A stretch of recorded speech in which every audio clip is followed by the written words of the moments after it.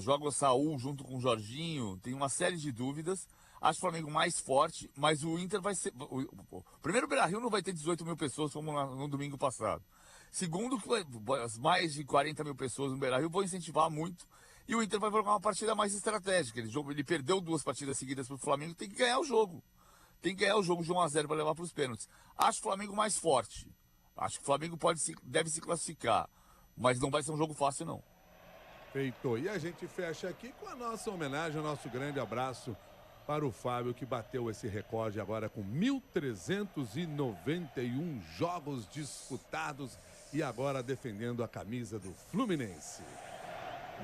Tanto porque muitos achavam que eu, depois de 2022, encerraria a minha carreira, né? E aí teve essa possibilidade de vestir a camisa do Fluminense.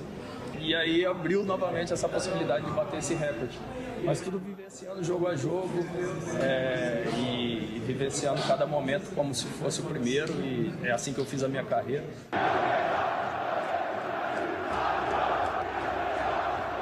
Abraços, PVC. Até amanhã, Milton. Até amanhã, Andréia. Valeu. Parabéns ao Fábio. Repórter CBN.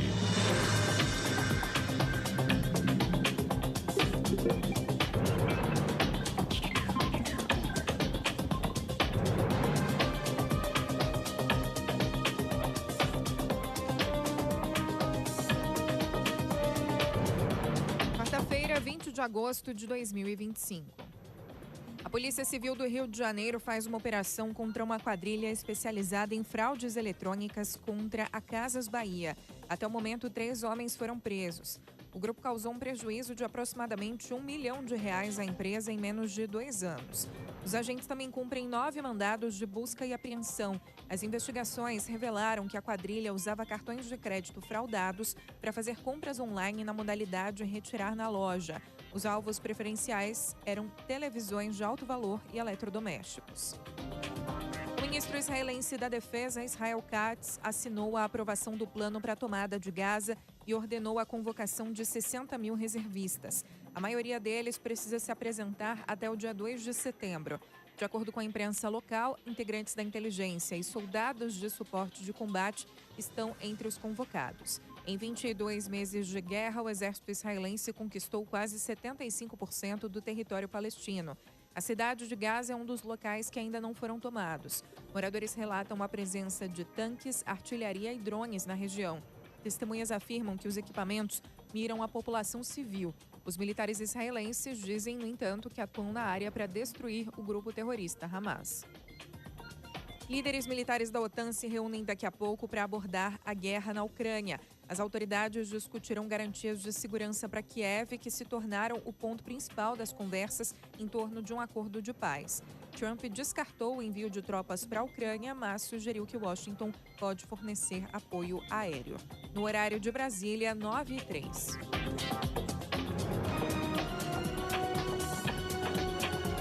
Repórter CBN.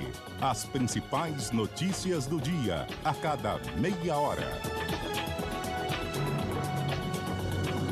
Esta última meia hora do Jornal da CBN teve o oferecimento de Native, seu primeiro aliança no Bessa.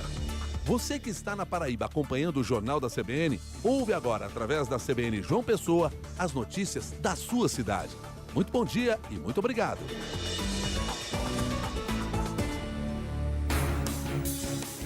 Rádio CBN, ZYC 980, FM 101,7 MHz. João Pessoa, Paraíba. 9h04. CBN João Pessoa. Apresentação Caio Ismael.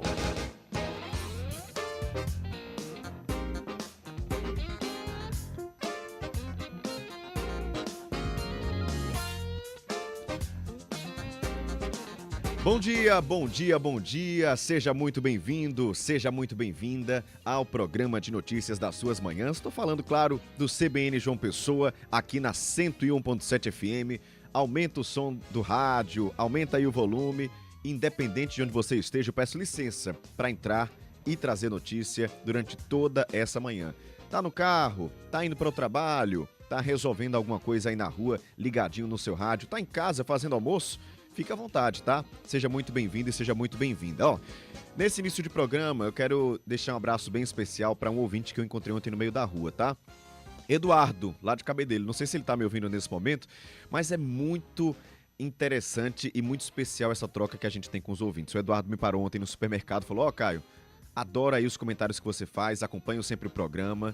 Não comento, não mando mensagem, mas estou sempre ligado com você. Então, fica um abraço especial para você, assim como o Eduardo, que me ouve todos os dias, está aqui nos debates, né, participando, ouvindo o que a gente traz de informação. E às vezes não participa, mas está sempre ligado comigo. E claro, vou deixar também meu abraço especial para você, ouvinte, que sempre participa, que manda mensagem. Já tem gente chegando por aqui. Então faz como a Eliana, faz como o Bruno, o Ellison, faz como o Jorge que está chegando por aqui, o Luiz. Tem muita gente. É só mandar mensagem no 98132 4088. 98132 4088. E tem transmissão em vídeo também para você acompanhar os bastidores aqui do rádio. Às vezes a gente coloca, né, uma foto, um vídeo enviado pelo ouvinte. Então, vai lá, procura no YouTube CBN Paraíba, segue a gente, dá um like na nossa transmissão, porque aí vai chegar para mais pessoas também. Pega esse link, envia no grupo da família, dos amigos, para todo mundo ficar bem informado, bem informada do que acontece na Paraíba. Bem, como prometido, já eu converso com vocês, ouvintes, tá? A gente tem essa troca, quero ouvir o que é que você tem a dizer, denúncia, sugestão de reportagem, comentários, a gente vai trazer tudinho já. Mas antes disso, eu quero trazer as notícias. Notícia dessa manhã, porque um acidente grave envolvendo um ônibus e um caminhão na madrugada de hoje deixou uma pessoa morta e outra ferida na BR-101, saída para Pernambuco. Nossa equipe esteve por lá e vai trazer informações atualizadas daqui a pouco.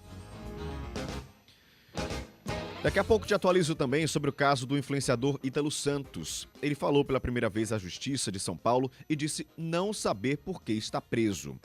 Entre as acusações, Ítalo responde por tráfico humano. E aí, nosso repórter Guilherme Bezerra vai nos ajudar a tirar dúvidas sobre esse crime, né, Guilherme? Bom dia para você. Bom dia, Caio. Bom dia para você, ouvinte da Rádio CBN. Muita gente ficou na dúvida quando viu circulando na sexta-feira que na decisão que prendeu o Ítalo tinha o termo tráfico humano. A gente vai explicar um pouco como é que isso se configura e por que se aplica no caso de Ítalo e dos adolescentes que viviam no entorno dele aqui em João Pessoa, em Bahia. Perfeito, muito obrigado, Guilherme. Já ele volta com essas informações. São 9h07. Quem já está aqui do meu lado também é João Paulo Medeiros, nosso time de política antenadíssimo desde a madrugada, né, João? Bom dia para você. O que é destaque hoje? O que é que você vai trazer na nossa bancada? Oi, Caio, bom dia para você. Uma ótima quarta-feira para todos os nossos ouvintes. Hoje vamos falar sobre as indefinições da Federação União Progressistas, que se reuniu ontem em Brasília e não decidiu sobre o comando partidário aqui da Paraíba e de outros estados onde há dissidências.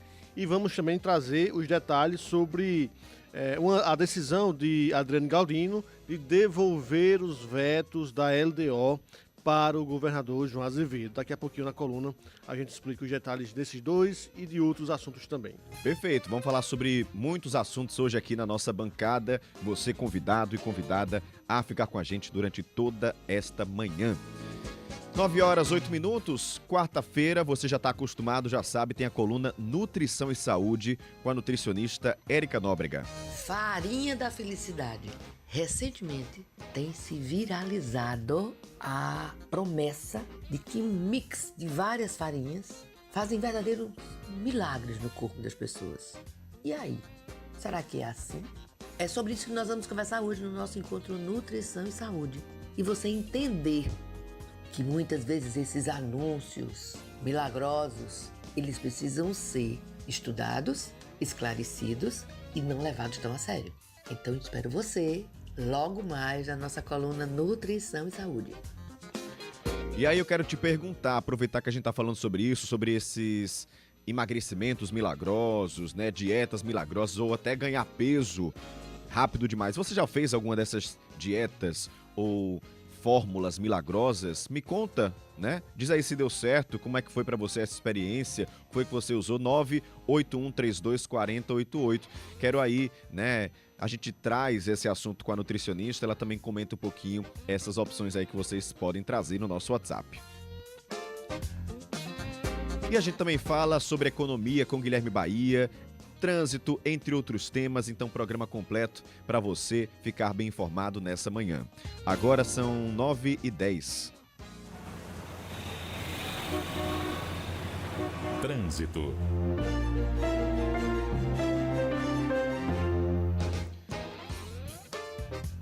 Trânsito lento nessa manhã na saída do bairro Altiplano, Avenida João Cirilo da Silva. Também quem está tentando entrar no bairro pela ladeira do Altiplano, fluxo lento nessa manhã. Um serviço, uma obra está sendo feita ali naquele trecho, então está deixando o trânsito bem complicado. Também lentidão por causa de um acidente ali na BR-230, na BR a partir do Açaí, passando pelos viadutos de Água Fria e do Cristo Redentor, seguindo até o trecho após o UNP. Teve um acidente nesse trecho, então o trânsito está complicado, está lento, muita atenção para você, motorista e condutor. Outro trecho que quero chamar a sua atenção nessa manhã, quem está saindo do Cristo Redentor em direção a Mangabeira, passando pelo José Américo, trânsito lento nessa manhã, nesse trecho da Hilton Souto Maior, entre a Ceasa e a rotatória da AIC. E se você está passando por um trecho, tem um buraco, tem algo que você queira nos avisar, alguma obra na pista, né, trânsito mais lento, me manda também no 981324088. Você manda mensagem daí. E por aqui, não estou sozinho. Comigo nos trabalhos técnicos André Bezerra, na edição Felipe Nunes e na produção Renan Mesquita e Evelyn Lima. O CBN João Pessoa, programa de notícias das suas manhãs. Na 101.7 FM, tá no ar.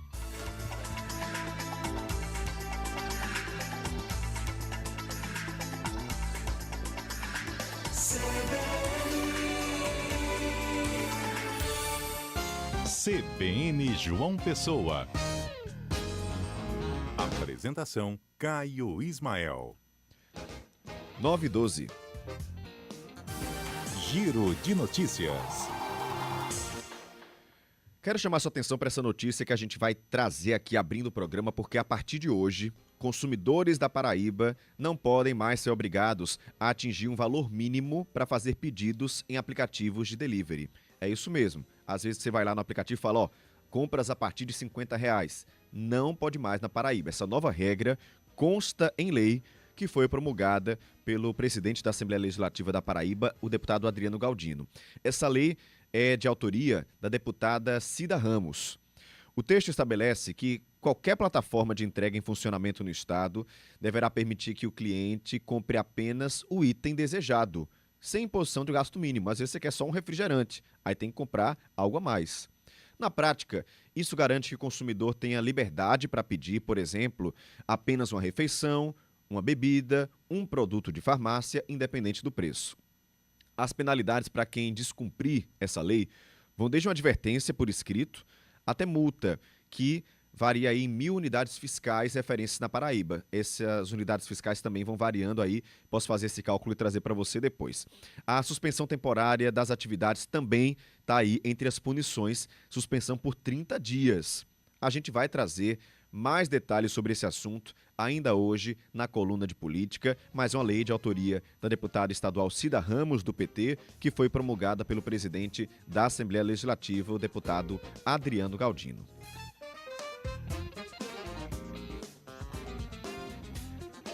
9h13, trago agora informação sobre um acidente grave que aconteceu na madrugada de hoje, na saída de João Pessoa, ali na BR-101. Um homem morreu e outro ficou ferido num acidente envolvendo um ônibus e um caminhão.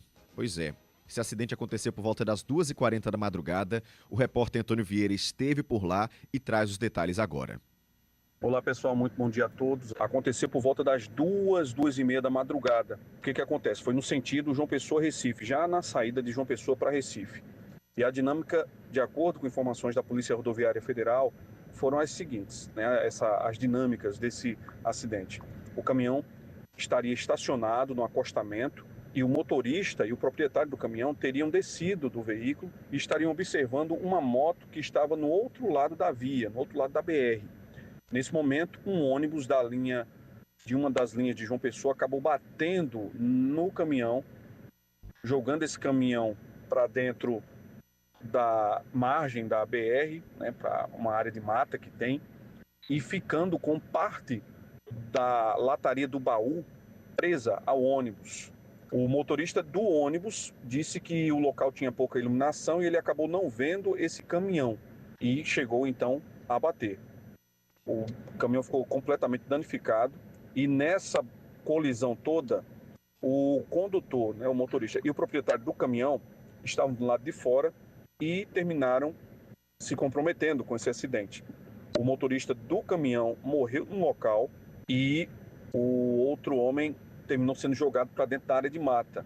O motorista, ele morreu no local e, inclusive, ficando no meio do asfalto, ele terminou sendo até atropelado, né, pelo ônibus, tendo um dos seus membros, né, ali decepados. Ainda segundo o que foi apurado no local pelas autoridades, ele teve aí um braço amputado. O proprietário do caminhão, que estava junto do motorista do caminhão, foi jogado para dentro da vegetação que fica às margens da BR e ele precisou ser socorrido para o hospital de trauma pela Polícia Rodoviária Federal. A gente tem entrevistas feitas ainda no local com um delegado da Polícia Civil e também com o policial rodoviário federal que estiveram fazendo os registros, os levantamentos desse acidente. Vamos ouvir. A gente pôde notar que o caminhão parou no local para observar uma moto que o condutor dele tinha deixado do outro lado da via. O ônibus viesse, passasse colidindo lateralmente no mesmo sentido, rasgando, atravessando todo o baú. Os ocupantes do caminhão foram ejetados, um para a vegetação à direita e o outro para o pavimento asfáltico.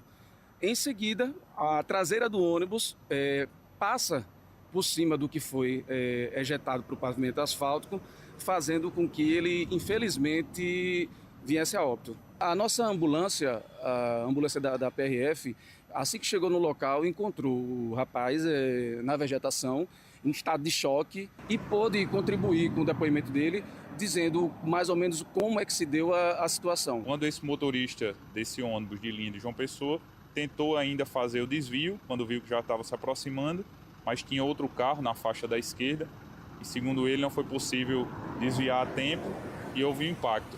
A gente tem informações do hospital de trauma de que o dono do caminhão chegou por volta das 13h16 da madrugada no hospital, um homem de 49 anos, levado pelo resgate da PRF, passou por procedimentos de emergência e segue em observação na ortopedia com um quadro clínico estável. Eu já volto com vocês aos estúdios. Obrigado, Antônio Vieira, pelas informações. Essa vítima passou por procedimentos médicos de emergência, segue em observação na ortopedia, quadro clínico considerado estável. E aí, sobre esse acidente, a gente tem que chamar a atenção, você que é motorista, você que é condutor. Tanto quem para no acostamento, independente do motivo, tem que ter toda uma sinalização, tem que ligar o alerta, às vezes colocar, dependendo do local, se for uma curva, colocar o triângulo, né, naquela distância necessária, tudo isso para ajudar outros motoristas. Você vê só, um ônibus bateu nesse caminhão que estava entre o acostamento e a pista, parado. A gente sabe que a sinalização, a iluminação nas estradas à noite é difícil, então tudo a gente tem que ter muita atenção. E quem está dirigindo também tem que ter atenção redobrada. Foi um acidente muito grave, infelizmente esse motorista do caminhão morreu, foi jogado para a pista e o passageiro que era dono ou é dono do caminhão foi jogado para a mata, mas está com quadro clínico estável, passou por procedimentos em observação ali na ortopedia. A gente espera que ele se recupere bem, é isso que a gente deseja aqui da CBN. São 9h19, mudar de assunto porque o Superior Tribunal de Justiça negou um pedido de liberdade do influenciador paraibano Ítalo Santos, também do esposo dele. Em um trecho, né, da audiência de custódia dos influenciadores, o Ítalo e o marido dizem não saber porque estão presos, não é isso, Guilherme Bezerra? Bom dia. Pois é, Caio, bom dia para você, ouvinte da Rádio CBN. Mais atualizações do caso Ítalo, essas a gente teve acesso durante o dia de ontem, esse novo capítulo de Ítalo. A defesa do influenciador e de Israel Vicente, que é conhecido como Euro, o marido de Ítalo, acionou uma instância maior na justiça agora, dessa vez, que foi o Superior Tribunal de Justiça. Isso aconteceu depois do tribunal aqui da Paraíba já ter negado um pedido de habeas corpus para o casal no último sábado, um dia depois deles terem sido presos lá em São Paulo. Dessa vez, o despacho foi assinado pelo ministro do STJ, Rogério Cruz. Ele também negou o pedido de liberdade e argumentou que não existem motivos para reverter a decisão do tribunal aqui da Paraíba, que também aconteceu de forma liminar, ou seja, provisório. O ministro argumentou que só é possível reverter uma decisão liminar em segunda instância e caso seja comprovado ilegalidade na ordem de prisão, que, de acordo com ele, não aconteceu no caso de Ítalo e do marido. Nesse pedido da defesa, foi argumentado que os motivos para um habeas corpus seriam porque os depoimentos que embasaram essa prisão do casal não foram submetidos ao contraditório. Ou seja, dar a oportunidade da defesa de colocar outra versão, contra-argumentar aqueles depoimentos das testemunhas. E também, de acordo com o advogado do casal, a prisão teria acontecido num tempo recorde por causa do clamor popular, da popularidade que esse caso tomou nacionalmente e também por causa do vídeo de denúncia do youtuber Felca, que já está com mais de 30 milhões de visualizações. Mais de 40, né? Muitas visualizações. Em resposta aqui à nossa equipe da Rede Paraíba, a defesa de Ítalo e Israel falou que já entrou com um recurso no STJ sobre essa última decisão contra o habeas corpus. Ontem, a gente também teve acesso a um vídeo da audiência de custódia de Ítalo e Israel, que aconteceu no último sábado. Eles foram presos na manhã da sexta-feira e no sábado aconteceu a audiência de custódia que serve para abalizar aquela prisão. Saber as condições em que o casal foi preso e determinar se eles continuariam presos ou não. Pela primeira vez, a gente conseguiu ouvir Ítalo depois dessa situação toda em que ele foi preso. E no vídeo, ele fala que não entende o motivo de estar preso. No áudio, ele conversa com o juiz e com o advogado de defesa que fala ali entre os dois. Vamos ouvir. Pode entrar agora o senhor Ítalo e o senhor Israel pode ficar aí também. Senhor Ítalo, boa tarde, bom dia. Como foi a prisão do senhor? A prisão foi ontem. Foi ontem? Como foi, né? Foi ontem pela manhã. A gente estava aqui em São Paulo e aí a gente estava recebendo inúmeras, mais pela questão do que o povo está falando na mídia, né? Porque a gente está aqui sem nem entender por que está aqui.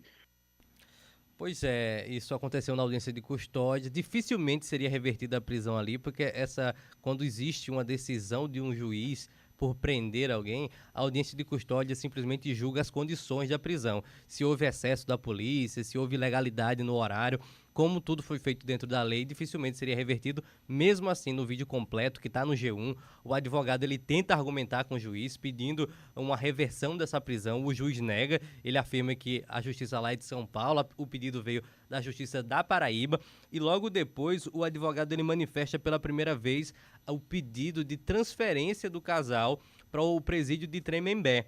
Ontem, a Justiça de São Paulo negou esse pedido formalmente e determinou, o juiz Hélio Navaz pediu a transferência em até 5 dias, dessa vez com um prazo, Caio. Ontem a gente falou sem prazo ainda, que ele deveria vir para Paraíba em até 5 dias. Por que Tremembé? O advogado argumenta que o casal deveria ir para essa prisão onde já tem outros presos por casos de muita popularidade, casos que tomaram a mídia. Então, por questões de segurança e porque um dos motivos da prisão dele ter natureza sexual, exploração sexual da imagem de crianças e adolescentes, eles estariam mais seguros no presídio de Tremembé e também menos assediados pela imprensa, pelas pessoas. Tem fãs que ficam ali na frente dos presídios. Então, esse foi o pedido da defesa. Foi negado, o juiz determinou que ele deve vir aqui para Paraíba com os custos pagos pelo Estado aqui paraibano. Essas são as atualizações de Ítalo Santos por enquanto. Caio. Guilherme, quando eu vi, né, o Ítalo Santos dizer não sei porque eu tô preso, eu fiquei pensando, que argumento é esse, né? Você pode até dizer não concordo em estar preso ou não, né, não tenho relação com esses crimes que são... Mas saber o motivo é o mínimo que o advogado dele deveria ter feito. Se ele não sabe, então o advogado não diz, né? Se ele está ali assessorado por um advogado, ele deveria sim saber pelo que ele está sendo preso. E aí, entre, né, os crimes que são atribuídos a Ítalo e ao marido dele, tem o tráfico humano, né? A gente falou de exploração sexual, a adultização. Ontem você explicou, inclusive, o que seria caracterizar essa adultização. E aí a gente segue explicando esses crimes de Ítalo. Queria que vocês me explicassem agora esse conceito, tráfico humano. As pessoas se chocaram com isso. Como assim tráfico humano? Tem várias possibilidades para se enquadrar nesse crime, né, Guilherme? Pois é, só um comentário sobre essa questão do advogado. No vídeo, o advogado inclusive pede para que ele se atenha a não comentar sobre isso de não saber, porque o momento da custódia é o seguinte: como foram as condições da sua prisão? Você sofreu algum tipo de violência? Houve truculência policial? Não? Então é isso, se atenha a comentar isso. O advogado dá uma pequena advertência nele para não questionar o motivo dos fatos lá. Sobre o tráfico humano, na decisão da sexta-feira que baseou a prisão do Ítalo, fala sobre exploração de menores de idade, adolescentes, crianças, e fala sobre tráfico humano. Muita gente se surpreendeu e queria entender como é que isso funciona nesse contexto em que o Ítalo Santos está aplicado. Para entender um pouco mais, eu conversei com um advogado especialista em direito constitucional, que é o Henrique Toscano, e primeiro a gente vai ouvir a definição que ele me dá sobre tráfico humano, tráfico de pessoas. O tráfico ele se caracteriza a partir do momento que alguém está sujeito por outro, ou recrutado por outro, ou quando é transportado, transferido, colocado em um alojamento. Ele se dá exatamente com o intuito de forçar, de coagir, de raptar, por meio de fraude, de abuso de poder, muitas vezes sempre utilizando da vulnerabilidade da pessoa. E não há tráfico humano ou de pessoas se não houver a intenção de que esse tráfico é utilizado para explorá-las de alguma forma. E aí, a finalidade da exploração também está definida. Algumas hipóteses, como exploração de natureza sexual, trabalho escravo ou análogo à escravidão. Então tá aí, o tráfico humano, ele se caracteriza na tirada de uma pessoa de um lugar, no lugar de origem dela, e levar para outro lugar mais isolado, em que ela fica à mercê daquela pessoa que a transferiu de lugar. E também ela leva em consideração a pessoa estar no estado de vulnerabilidade, ela está mais sensibilizada, ela está mais suscetível a esse tipo de abordagem. Por isso, dependendo dos sinais em que esse tráfico de pessoas acontece, ela se declarar como voluntária, a pessoa dizer que foi porque quis, por exemplo, ou a pessoa dizer que aquilo está tudo certo, mesmo assim, não afasta a investigação. A pessoa pode ser considerada como traficada, mesmo que ela esteja concordando, porque os sinais indicam vulnerabilidade, como fala o advogado. Tem que se observar a questão da vulnerabilidade. Aquela pessoa, por mais que aparentemente ela esteja ali de maneira voluntária, por causa da idade, das condições, houve algum tipo de situação que a deixou vulnerável. O segundo ponto é a questão da exploração do trabalho. As pessoas eram emancipadas de maneira fraudulenta e havia uma exploração do trabalho. E como isso se configura? A partir do momento em que eu não tenho mais, enquanto adolescente, autonomia. Enquanto pessoa, digamos, se for maior de idade, eu não tenho mais autonomia para ir para minha casa, para ter férias, para fazer coisas que eu quero.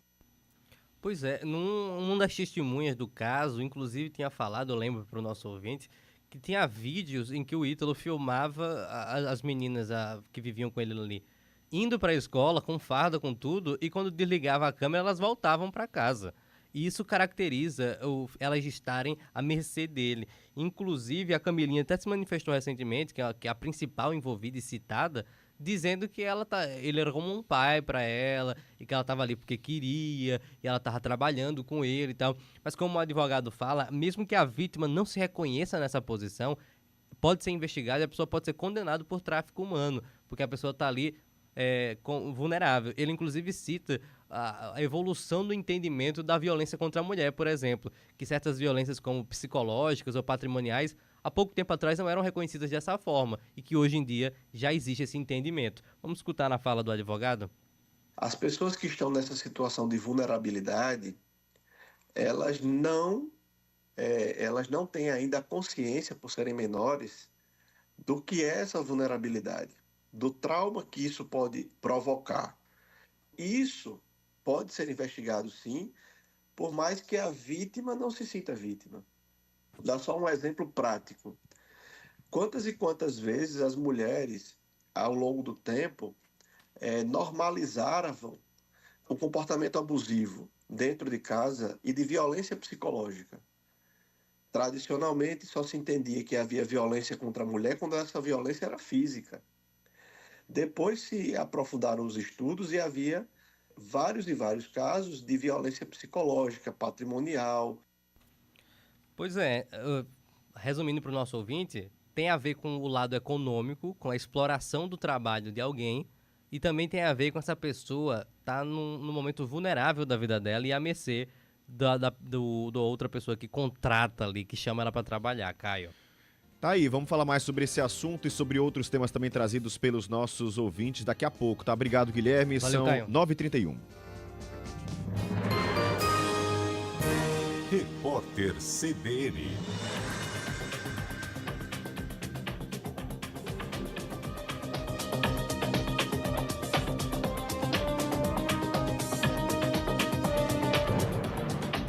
Quarta-feira, 20 de agosto de 2025. 49% das pessoas ouvidas numa pesquisa Genial Quest disseram que o presidente Lula está agindo em defesa do Brasil diante do tarifaço do líder americano Donald Trump.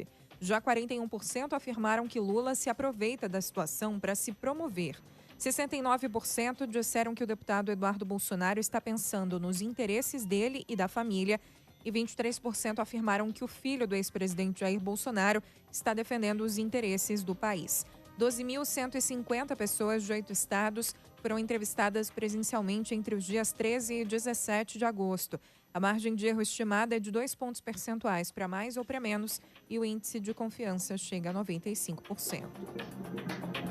A atuação de uma massa de ar seco sobre grande parte do Brasil marca o início do veranico hoje. O fenômeno consiste em períodos de pelo menos 4 dias de calor em pleno inverno ou outono. A expectativa é de que a condição dure até o começo da próxima semana e que o calor aumente especialmente entre sexta e sábado. A temperatura deve subir em capitais como São Paulo, Rio e Cuiabá. No sul do país, o destaque continua sendo a força do vento, que pode superar os 100 km por hora em áreas da Serra e do litoral gaúcho e catarinense. Um homem morreu num acidente durante as operações de combate aos incêndios no norte de Portugal, o que eleva para 3 o número de vítimas em decorrência do fogo desde o fim de julho no país. A vítima trabalhava para uma empresa contratada pela Prefeitura de Mirandela para ajudar nas operações contra as chamas, de acordo com a Autoridade Nacional de Emergência e Proteção Civil. No horário de Brasília, 9h32.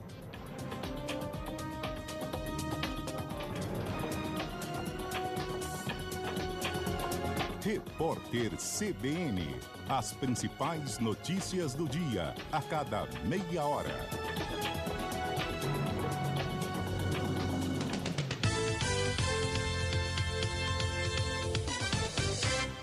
Quer dar um salto na sua carreira? Faça uma pós-graduação na Faceni. Invista no seu futuro escolhendo quem é referência há mais de 2 décadas na área da saúde na Paraíba. Na Faceni, você encontra 9 opções de cursos de pós-graduação, com duração de 9 ou 12 meses. Professores altamente experientes e uma estrutura de excelência. Prepare-se para se destacar e assumir posições de liderança no mercado. Informações pelo WhatsApp 83993812476. CBN João Pessoa. 9h34. Política.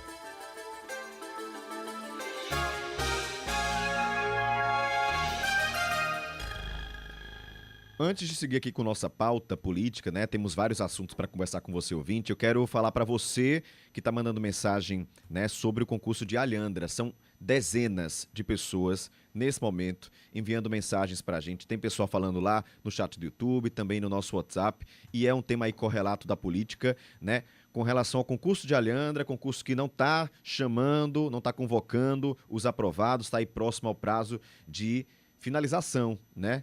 E o pessoal tá com medo, né, dessa situação. O que é que eu tenho a dizer a vocês? Nossa equipe está nesse momento entrando em contato com a Prefeitura de Alhandra para a gente trazer uma resposta para todos vocês.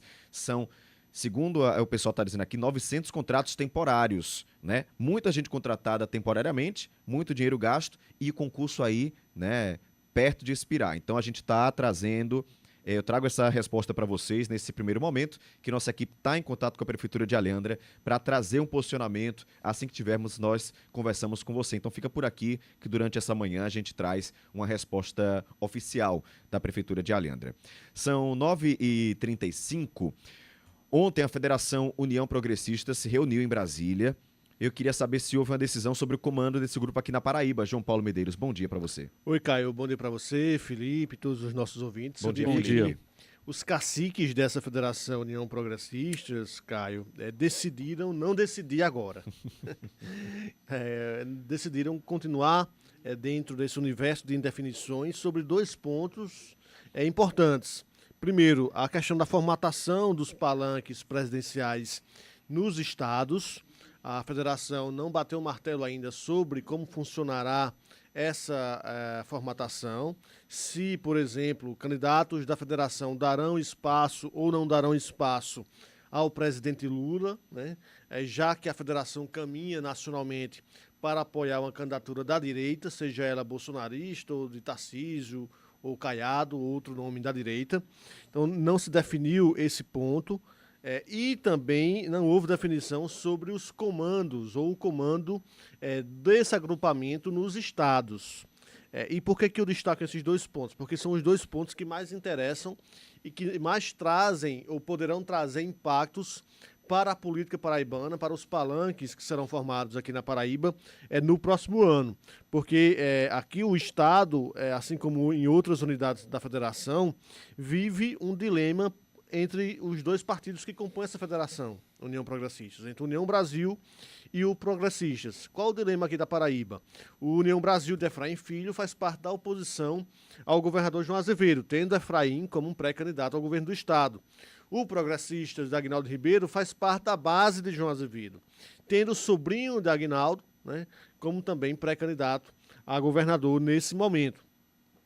E aí, haviam expectativas de que, se esse evento de ontem em Brasília definiria critérios ou definiria quem ficará com o comando desse grupo aqui no Estado. Com o comando do grupo significa ter a possibilidade de manter um candidato disputando o principal cargo, né, o cargo de governador aqui da Paraíba, e, em consequência, receber recursos do fundo eleitoral, recursos do fundo partidário, ter tempo de televisão, que serão muito significativos, porque essa federação é o maior agrupamento, o conglomerado de deputados e de senadores do Congresso. Serão 109 deputados federais e 14 senadores. É a maior bancada do Congresso hoje, a união desses 2 partidos, que fazem parte ali do Centrão. E por isso, eles terão muita força de articulação até 2026 e também força no que se refere à estrutura que será concedida para aquele que for escolhido como candidato a governador, por exemplo, nos estados. Bem, o que é que significou esse adiamento dessa definição de ontem? Muitos entendem, e eu também vejo assim, que o senador Efraim Filho acabou tendo uma vitória dessa primeira batalha, junto a Aguinaldo Ribeiro. Por quê? Porque Efraim trabalhou nos bastidores para fazer com que esse adiamento acontecesse, que essa definição não ocorresse no dia de ontem, né? Exatamente por conta da conjuntura nesse instante aqui do Estado, que é mais favorável a Aguinaldo Ribeiro, ao seu grupo, já que Aguinaldo tem a perspectiva de ter Lucas Ribeiro como governador, caso João Azevedo decida disputar o Senado em abril. Bem, já Aguinaldo Ribeiro, enquanto a Efraim estava trabalhando para que essa definição fosse adiada, Aguinaldo trabalhava no sentido inverso, para antecipar esse processo, né? Para antecipar essa definição e ter o seu grupo já saindo de ontem, dessa reunião de ontem, como o grupo que iria liderar essa Federação União Progressistas aqui na Paraíba. Por isso que considero que dentro desse contexto foi uma primeira vitória, aliás, uma vitória nessa primeira batalha, que terá muitas ainda pela frente, vencida por Efraim, porque ele conseguiu evitar essa antecipação do processo, evitar que a federação batesse o martelo em torno de Aguinaldo Ribeiro e do seu sobrinho Lucas Ribeiro. João, uma dúvida, essas definições elas vão ocorrer diferente em cada estado? Por exemplo, vai ser... na Paraíba pode ser de um jeito, em outros estados pode ser outro, isso vai depender da configuração? O que ficou acordado entre os principais caciques dessa federação? Que a análise de cenário que será feita quando nós estivermos mais perto do processo eleitoral de 2026, essa análise de cenário irá indicar quem está com melhores condições de disputar os governos estaduais e, a partir dessa definição, a federação tomará uma posição dando a essa pessoa a possibilidade de disputar o governo e dando a esse grupo, ou Progressistas ou União Brasil, o controle partidário. E aí, eu não me surpreendo com essa decisão, ou essa indefinição de ontem da federação, porque tanto o União Brasil como o Progressistas são partidos extremamente pragmáticos e fisiológicos, né? A história desses dois partidos é uma história de pragmatismo, onde os caciques partidários só deixam para escolher as posições que adotarão nas disputas eleitorais, via de regra, aos 45 minutos do segundo tempo, no prazo máximo, exatamente para ver e analisar qual é o melhor cenário a depender das conveniências e dos interesses que se tem naquele instante. Então, não me surpreende que a federação tenha adiado essa decisão. Eu vejo que, olhando o histórico de pragmatismo, até é uma decisão acertada dos caciques em fazer esse adiamento. Por quê? Porque somente quando nós estivermos perto do mês de abril de 2026, ou fevereiro, março, é que nós poderemos ter um cenário mais claro de como os nomes estarão dispostos nesse xadrez, Laerte, e das condições que cada um terá de ir para a disputa de 2026. Agora, o cenário é muito mais nebuloso, é muito mais arriscado para dois partidos que são historicamente pragmáticos. Dois partidos que, inclusive, ontem não decidiram sobre a entrega de ministérios ao governo Lula. Para a gente perceber o nível de pragmatismo do Progressistas e do União Brasil. Ao mesmo tempo em que caminham para a direita... Caminham não, estão, né, João? Estão na direita. Estavam ovacionando o Bolsonaro ontem, né? Exato. Então, no fim das contas... Estão alinhados com o Bolsonaro e com outros nomes da direita, mantêm os ministérios ali, o guarda-chuva se mantém abaixo do guarda-chuva do governo, com alguns ministérios do Brasil. Os dois partidos e esse posicionamento... Pessoal, muito bom dia. Bom dia, Laerte. Bom dia, Laerte. Fala muito da política brasileira atual, né? É uma anomalia da política brasileira atual. Você tem partidos que são declaradamente de direita, com cargos, com ministérios e fazendo jogo duplo. Ah, mas é porque tem uns que são mais à esquerda, tem uns que são mais de centro-esquerda. O fato é que ontem todos disseram que são mais de direita, né, que são de direita. João, agora tem uma peculiaridade que a gente precisa trazer para aqui, para o local, dessa indefinição. Essa indefinição é um problema para um grupo. É um problema para os Ribeiro, para Lucas. Por quê? Porque eles estão apressados em dizer para a Paraíba, para os prefeitos, para os deputados, que eles são e que o grupo é o grupo que vai dar palanque a Lula no Estado. É isso que vai garantir o seu posicionamento e seu lugar à esquerda. E essa federação não está garantindo isso e não vai garantir isso agora. Aí qual lá na frente, viu, Laerte? Vamos ser sinceros. Não, vamos... É possível que... Talvez, possível. essa é a grande dificuldade que Aguinaldo tem. Talvez lá na frente não, mas vamos dizer que tem uma porta aberta agora e essa porta está aberta e Aguinaldo queria fechar ela agora nesse momento, é tanto que ele disse isso naquela entrevista que deu a Eroncide, ele queria fechar isso agora porque quanto mais cedo ele fecha essa chapa com a ideia de que vai, de fato, ser um palanque para Lula, menos desgastado fica o sobrinho Lucas Ribeiro na sua pré-candidatura ao governo. E eu falo por quê? Isso. Porque essa indefinição de onde ele estará e em que palanque estará dá a Cícero Lucena, a Adriano Galdino, possibilidades de continuar minando a candidatura do Ribeiro. Sim. Quer dizer, essa indefinição em Brasília gera um problema aqui. Como Aguinaldo vai agir, eu não sei. Porque a grande questão que você tem hoje é que o grupo do governo, Aguinaldo, João Azevedo, Hugo Mota, que estão mais juntos, principalmente Aguinaldo, quer fechar logo essa chapa, quer fechar logo essa ideia de que Lucas é o candidato da esquerda ou o candidato do grupo agora, porque você tá vendo aí um Cícero Lucena e um Aguinaldo e um Adriano Galdino deteriorando, trabalhando nas costas, assim. Não é nas costas não, é na cara mesmo, trabalhando para minar o nome no vácuo, trabalhando no vácuo de Lucas, trabalhando para minar a candidatura ou o fortalecimento de Lucas, porque em uma entrevista atrás da outra, os dois dizendo que Lucas é inviável, que Lucas não tem condições, mesmo estando estando na cadeira de governador numa eventual saída de João Azevedo. Então, o que Aguinaldo precisa fazer agora é encontrar um mecanismo para, o mais rápido possível, definir isso. Não sei se vai encontrar essa possibilidade. Até porque, vamos ser bem sinceros, que essa federação ela é uma federação oposicionista em Brasília. É uma federação bolsonarista. O Republicanos vai ter candidato, provavelmente, ao governo federal, que será Tarcísio. Né? E aí, quando você fala Republicanos, por que eu tô falando Republicanos? Porque o Hugo é do Republicanos, aí você junta Hugo do Republicanos, Aguinaldo do PP. O único da esquerda que sobra aqui nesse grupo aqui é o PSB e o PT, que olhe, porque é uma discussão, inclusive, de se ter uma candidatura própria, que pode ser com Galdino ou com outro nome. Mas imagine, onde é que fica o PT se, por exemplo, essa federação decidir que aqui na Paraíba esse grupo não vai estar com Lula? Como é que fica o PT? Vai para onde? Inclusive ontem, Laerte, Ciro Nogueira, o presidente nacional do Progressistas, na mesma linha do que havia dito aqui a CBN, falou que vai desembarcar oficialmente do governo Lula o mais rápido possível. E disse mais, que somente 5% dos integrantes dessa federação querem permanecer no governo. Mas ou já seja, devia ter desembarcado há muito tempo. Como é isso? Eu não concordo com o que você diz, eu não vou dar palanque pra você, mas já eu desembarco, viu? Por enquanto eu vou ficar aí. Por enquanto eu tô aproveitando aqui. Eu vou aproveitar os cargos.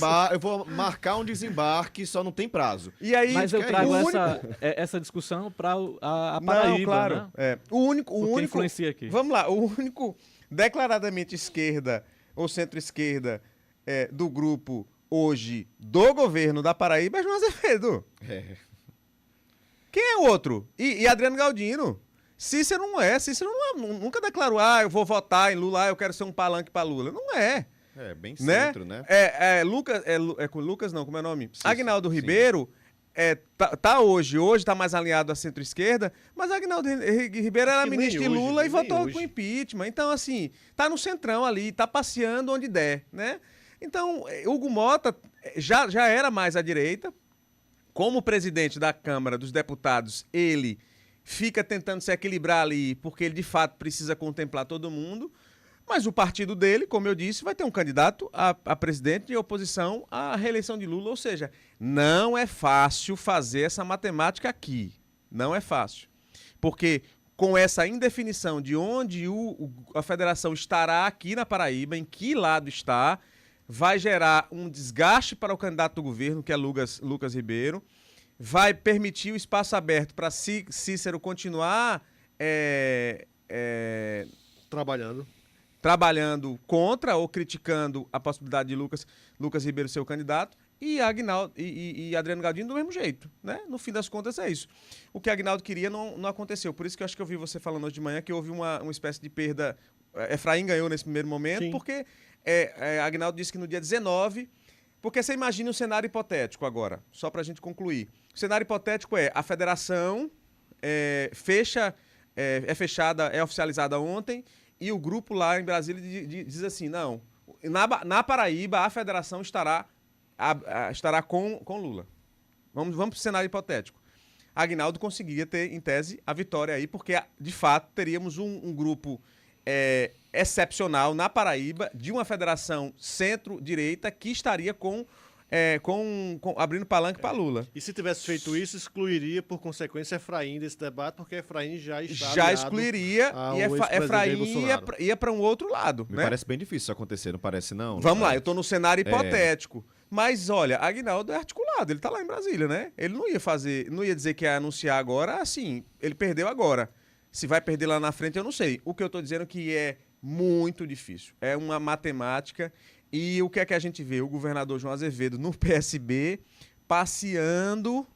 Agora mudaria todo o cenário, sabe com o quê? Sabe como? Eu já ouvi essa conversa por aí. Se Lucas fosse pro PSB. O que não vai acontecer. Mudaria, Laerte, mas a briga permaneceria por conta da estrutura que tem a federação. Mas então, Aguinaldo e Efraim permaneceriam nessa luta. A briga, mas assim, mas você ter um candidato do governo com palanque de Lula, você teria facilidade de fazer isso. Era mais fácil. Inclusive anexar, unir com o PT, com os partidos mais à esquerda. Mas isso não é o caminho, até porque o que o PP quer é um candidato, é um governador, e não um governador de um outro partido, do PSB, até porque foi isso que Ciro fez lá ontem, né? Quando anunciou a chegada de Lucas, disse o futuro governador da Paraíba pelo PP. Né?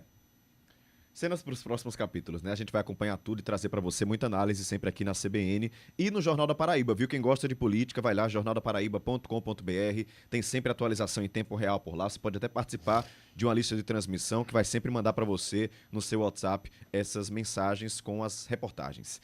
Bem, falamos no deputado Adriano Galdino, que é presidente da Assembleia Legislativa, e ontem ele devolveu os vetos feitos na LDO para o governador João Azevedo, algo que a gente já vinha, né? Inclusive ele já vinha tocando essa bola aqui na entrevista que ele deu pra gente, né, João? Isso, cara. Como nós tínhamos antecipado desde ontem aqui na CBN, Adriano Galdino fez esse anúncio de devolução dos vetos de João Azevedo à Lei de Diretrizes Orçamentárias na sessão de ontem, que foi realizada pela Assembleia em Campina Grande, na Câmara de Vereadores, e ele justificou, ou tentou justificar, esse ato de devolver os vetos a João Azevedo durante a sessão. O parecer tanto do doutor Marcelo Labanca, como da Procuradoria da Casa de Deputados Pessoa, como também da Secretaria Legislativa, que eu vou colocar no grupo dos deputados, é no sentido de não conhecer o veto e devolver ao Executivo, sem julgamento e sem apreciação de mérito, porque o veto foi feito após 15 dias e não existe para o mundo jurídico, não tem valia para o mundo jurídico um veto extemporâneo ou intempestivo, como queiram assim falar.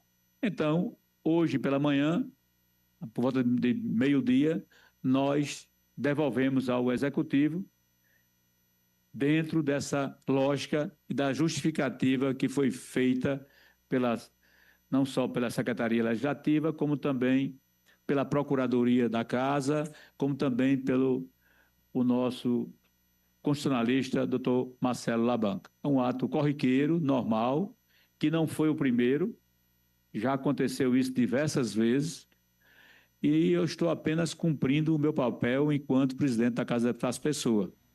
Tá aí, Caio, Adriano Galdino justificando essa decisão de devolver esses vetos a João Azevedo com base no entendimento de que o Estado perdeu o prazo para sancionar ou vetar a LDO, já que o projeto havia sido promulgado pela Assembleia Legislativa. Durante essa sessão de ontem, o líder do governo, o deputado Chico Mendes, do PSB, minimizou essa crise instalada entre a Assembleia e Poder Executivo. E é mais do que natural essa disputa entre poderes, mas harmoniosa, respeitosa. E pode ter certeza que é dessa forma que o governo também recebe toda essa pauta que muitas vezes vai da Assembleia e as pautas do governo que chega nessa casa. Tá aí o líder do governo. E agora, o que acontecerá a partir dessa devolução do veto? O governo só tem um caminho agora, é aceitar e receber esses vetos e manter a LDO com os vetos, aliás, sem os vetos que foram publicados por João Azevedo, ou seja, manter o projeto da forma como foi aprovado pelos deputados, ou judicializar, procurar o judiciário para tentar derrubar essa decisão da Assembleia Legislativa de devolver esses vetos, como Adriano Galdino fez no dia de ontem. Ocorre, Caio, que os pontos vetados por João Azevedo, eles são pontos muito sensíveis para o orçamento e para o funcionamento dos poderes, do ponto de vista político, inclusive aqui da Paraíba. Porque que pontos são esses? A primeira questão, o governo havia vetado as emendas impositivas, não totalmente as emendas, mas alguns dispositivos que foram trazidos nessa LDO aprovada pela Assembleia. Um dispositivo que determina que o governo pague, libere os recursos das emendas até o dia 15 de maio do ano seguinte, né? E um outro dispositivo que previa o aumento do índice percentual de recursos destinados às emendas impositivas, que hoje representam 1,2% da receita corrente líquida e passaria a 1,5% e depois, em 2027, a 2,0%. Então, o governo vetou esses dois trechos relativos às emendas impositivas e vetou também um outro ponto, um outro artigo relacionado ao duodécimo dos poderes. A Assembleia aprovou a LDO com a perspectiva de que, caso o Estado arrecade a mais no próximo ano, a mais do que a previsão feita pelo próprio Estado, que esses recursos sejam redistribuídos para os demais poderes.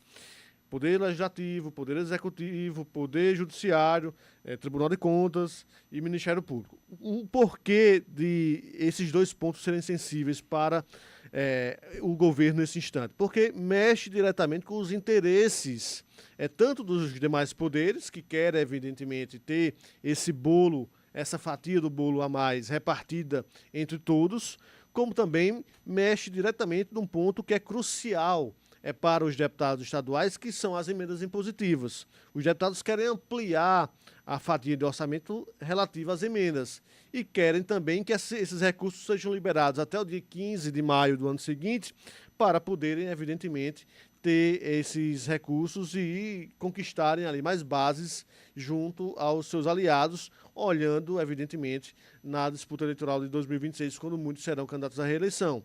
Então, nesse cenário, o governo vai ter que decidir se procura o judiciário para tentar reverter essa decisão da Assembleia, o que não será fácil aqui na Paraíba, porque o judiciário também é interessado, certamente, em ter a ampliação dos seus recursos do duodécimo, ou se aceita a decisão da Assembleia Legislativa mantendo a LDO como foi aprovada pela Casa, o que também vai possibilitar ao governo ter que repartir mais do bolo orçamentário a partir do próximo ano. Acho que esse erro, esse esquecimento do governo deve ter, esse cochilo deve ter sido muito festejado, viu? Porque ficou aí, o pessoal ficou com a faca e o queijo na mão. Não, sim, a gente colocou, você não vetou no tempo, então já era, né? Não teve que ter esse desgaste foi de um cochilo durante o recesso que não porque eles teriam que derrubar o veto, poderia ser judicializado, então não. Agora foi por um cochilo mesmo do governo do estado. A gente vai acompanhar isso.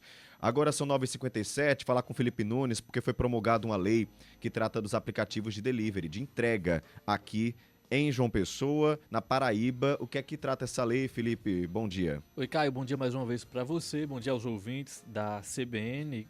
Caio, consumidores da Paraíba não vão mais ser obrigados a atingir um valor mínimo para fazer pedidos em aplicativos de delivery ou aplicativos de entrega a partir de hoje. Não sei se você já fez alguma compra em um determinado estabelecimento ou restaurante e na hora de fazer essa compra foi exigido ali um valor mínimo para que você pudesse finalizar. Ou seja, a partir dessa lei agora essa regra muda e não há mais essa exigência. A determinação é de uma lei promulgada pela Assembleia Legislativa da Paraíba, de autoria da deputada estadual Cida Ramos. O texto estabelece que qualquer plataforma de entrega em funcionamento deverá permitir que o cliente aqui na Paraíba compre apenas o item desejado sem imposição de gasto mínimo. Isso, na prática, de acordo com a lei, garante que o consumidor tenha liberdade para pedir, por exemplo, apenas uma refeição, uma bebida ou um produto de farmácia, independentemente do preço. O texto da lei também prevê punições para aplicativos que descumprem a medida. As penalidades vão desde a advertência por escrito até multa de 1.000 UFPB, que são as unidades fiscais de referência aqui da Paraíba, pelo cálculo que eu fiz ainda há pouco, gira ali em torno de R$70 mil. Outra punição prevista é a suspensão temporária das atividades dessa empresa aqui no estado, se houver aí um desrespeito a essa nova regra imposta pela lei. Eu conversei com alguns juristas mais cedo, inclusive porque há sempre a discussão sobre a constitucionalidade dessas leis que tratam sobre direito do consumidor. E nesse caso, de acordo com esses especialistas, não há inconstitucionalidade, a lei certamente será praticada aqui no estado e deverá ser observada pelas empresas. Vamos ouvir o que disse o advogado Rinaldo Mouzalas ao comentar essa lei promulgada pelo deputado Adriano Galdino, texto de autoria da deputada Cida Ramos.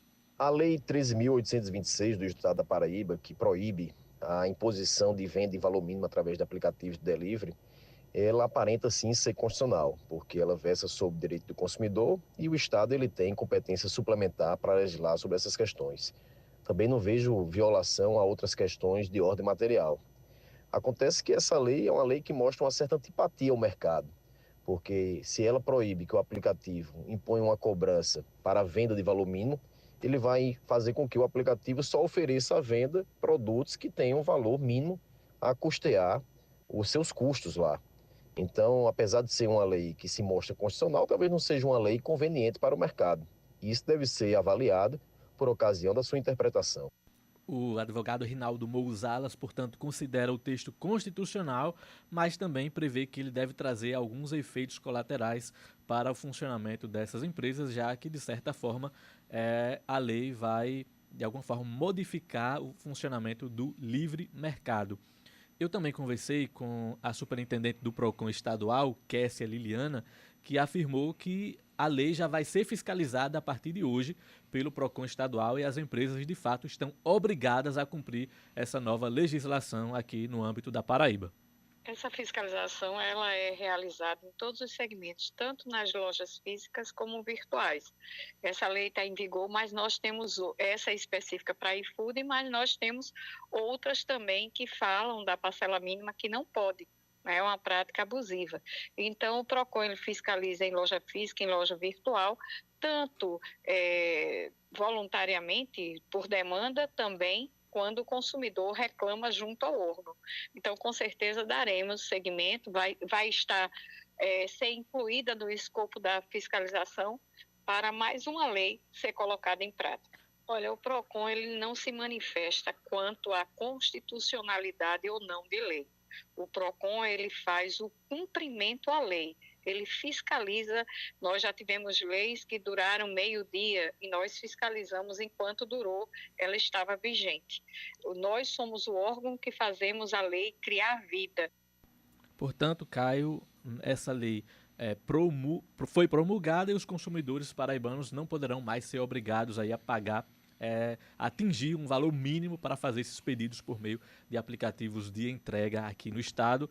Os consumidores, no entanto, precisam ficar atentos para, de fato, acompanharem se essa legislação será ou não cumprida. Tá aí, lei da deputada estadual Cida Ramos do PT. É importante falar que o consumidor, ele paga pela entrega, tá? Já está pagando pela entrega. Então, você paga pela entrega. Se você está pedindo um refrigerante, um chocolate, você está pagando pela entrega. Então, não tem isso aí de prejuízo para o comércio, não. São 10 horas e 3 minutos. Eu volto já com outras informações da política. Não sai daí. Repórter CBN.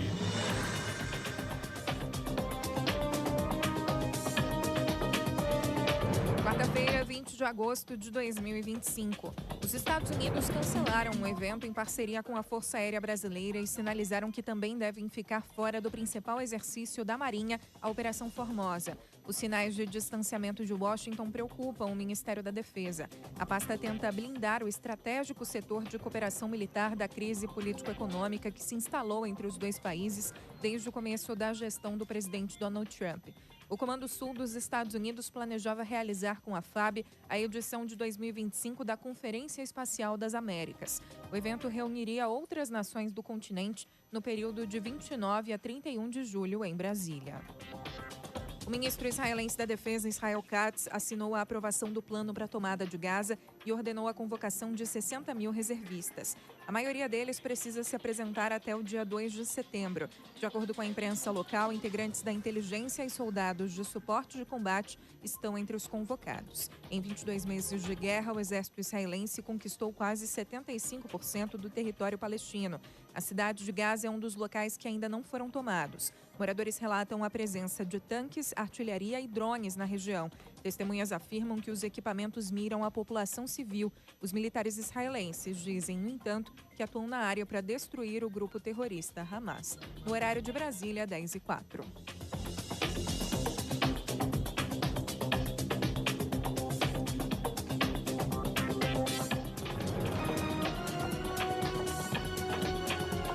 Repórter CBN. As principais notícias do dia, a cada meia hora.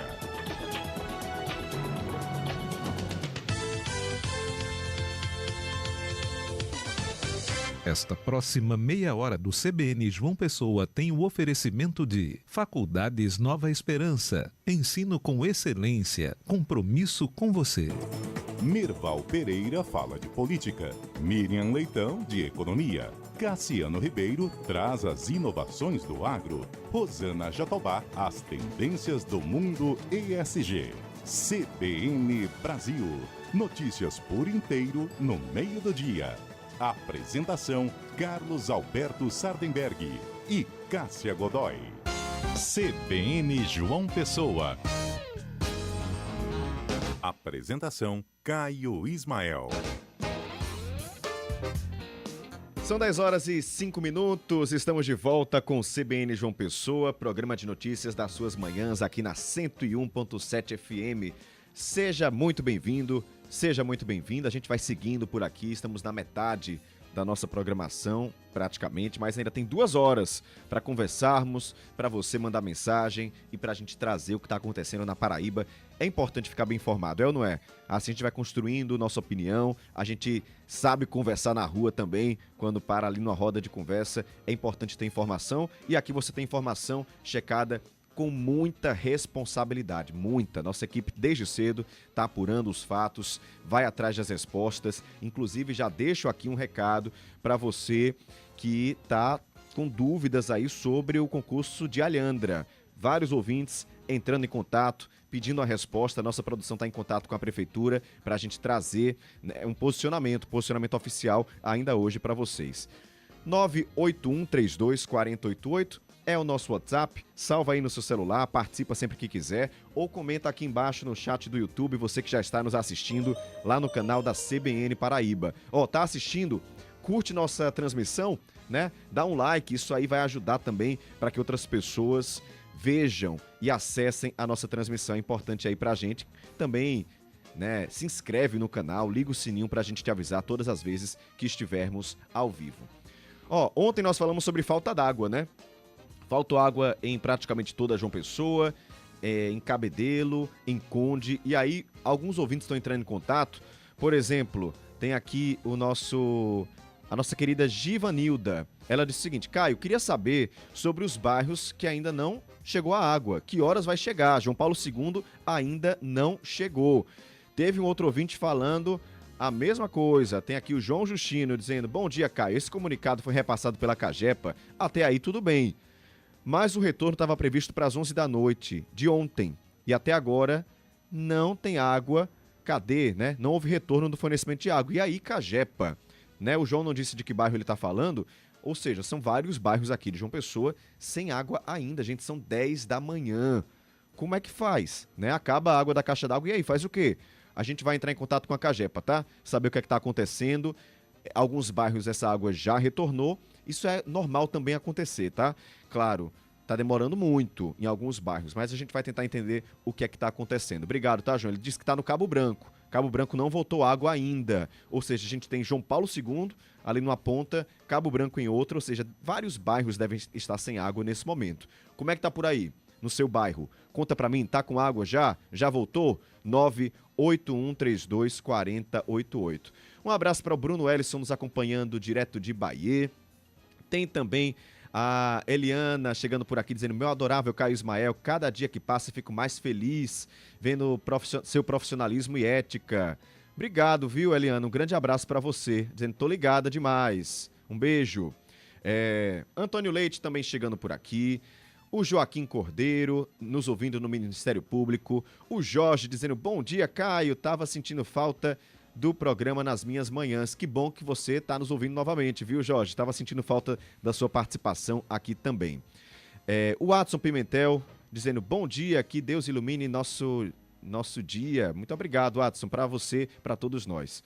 Tem alguns ouvintes que mandaram áudio aqui pra gente e é importante a gente também trazer a sua voz. Você pode fazer isso. Lembrando, o áudio tem que ser assim, um minuto e pouquinho, tá? Se for além disso, a gente não consegue colocar não, porque fica muito tempo pra a gente ouvir todo mundo.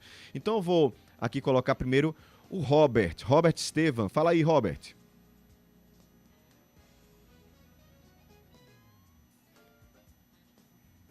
A gente tá com um probleminha aí no áudio. Vamos ver se a gente consegue colocar um outro áudio.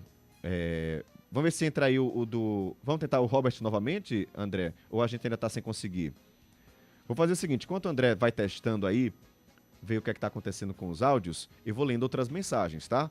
Pra gente não deixar aqui, perder esse tempo na conversa com você, ouvinte. Tem aqui mais várias pessoas falando sobre o concurso de Alhandra. Eu já disse que a gente vai tentar essa resposta. Está tentando, na verdade, a resposta. Tem também o João, lá no bairro da Torre. Grande abraço, João, para você. O Matheus Gadelha também participando, dizendo que ama o programa. Quem mais chegando por aqui?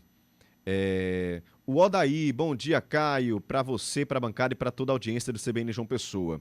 Eu encontrei hoje cedo, no interior de um ônibus da linha 302, uma pequena pasta azul com várias receitas médicas, um guia para exames em nome de Maria Lúcia Oliveira.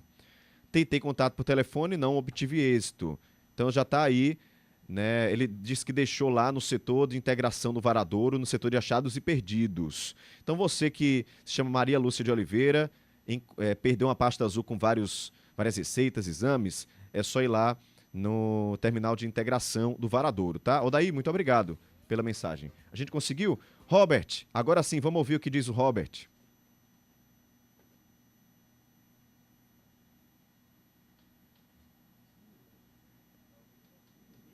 A gente tá com um probleminha nos áudios, já eu vou tentar descobrir o que é, vamos chamar aqui pra gente tentar resolver. Enquanto isso, vamos seguir conversando com o ouvinte.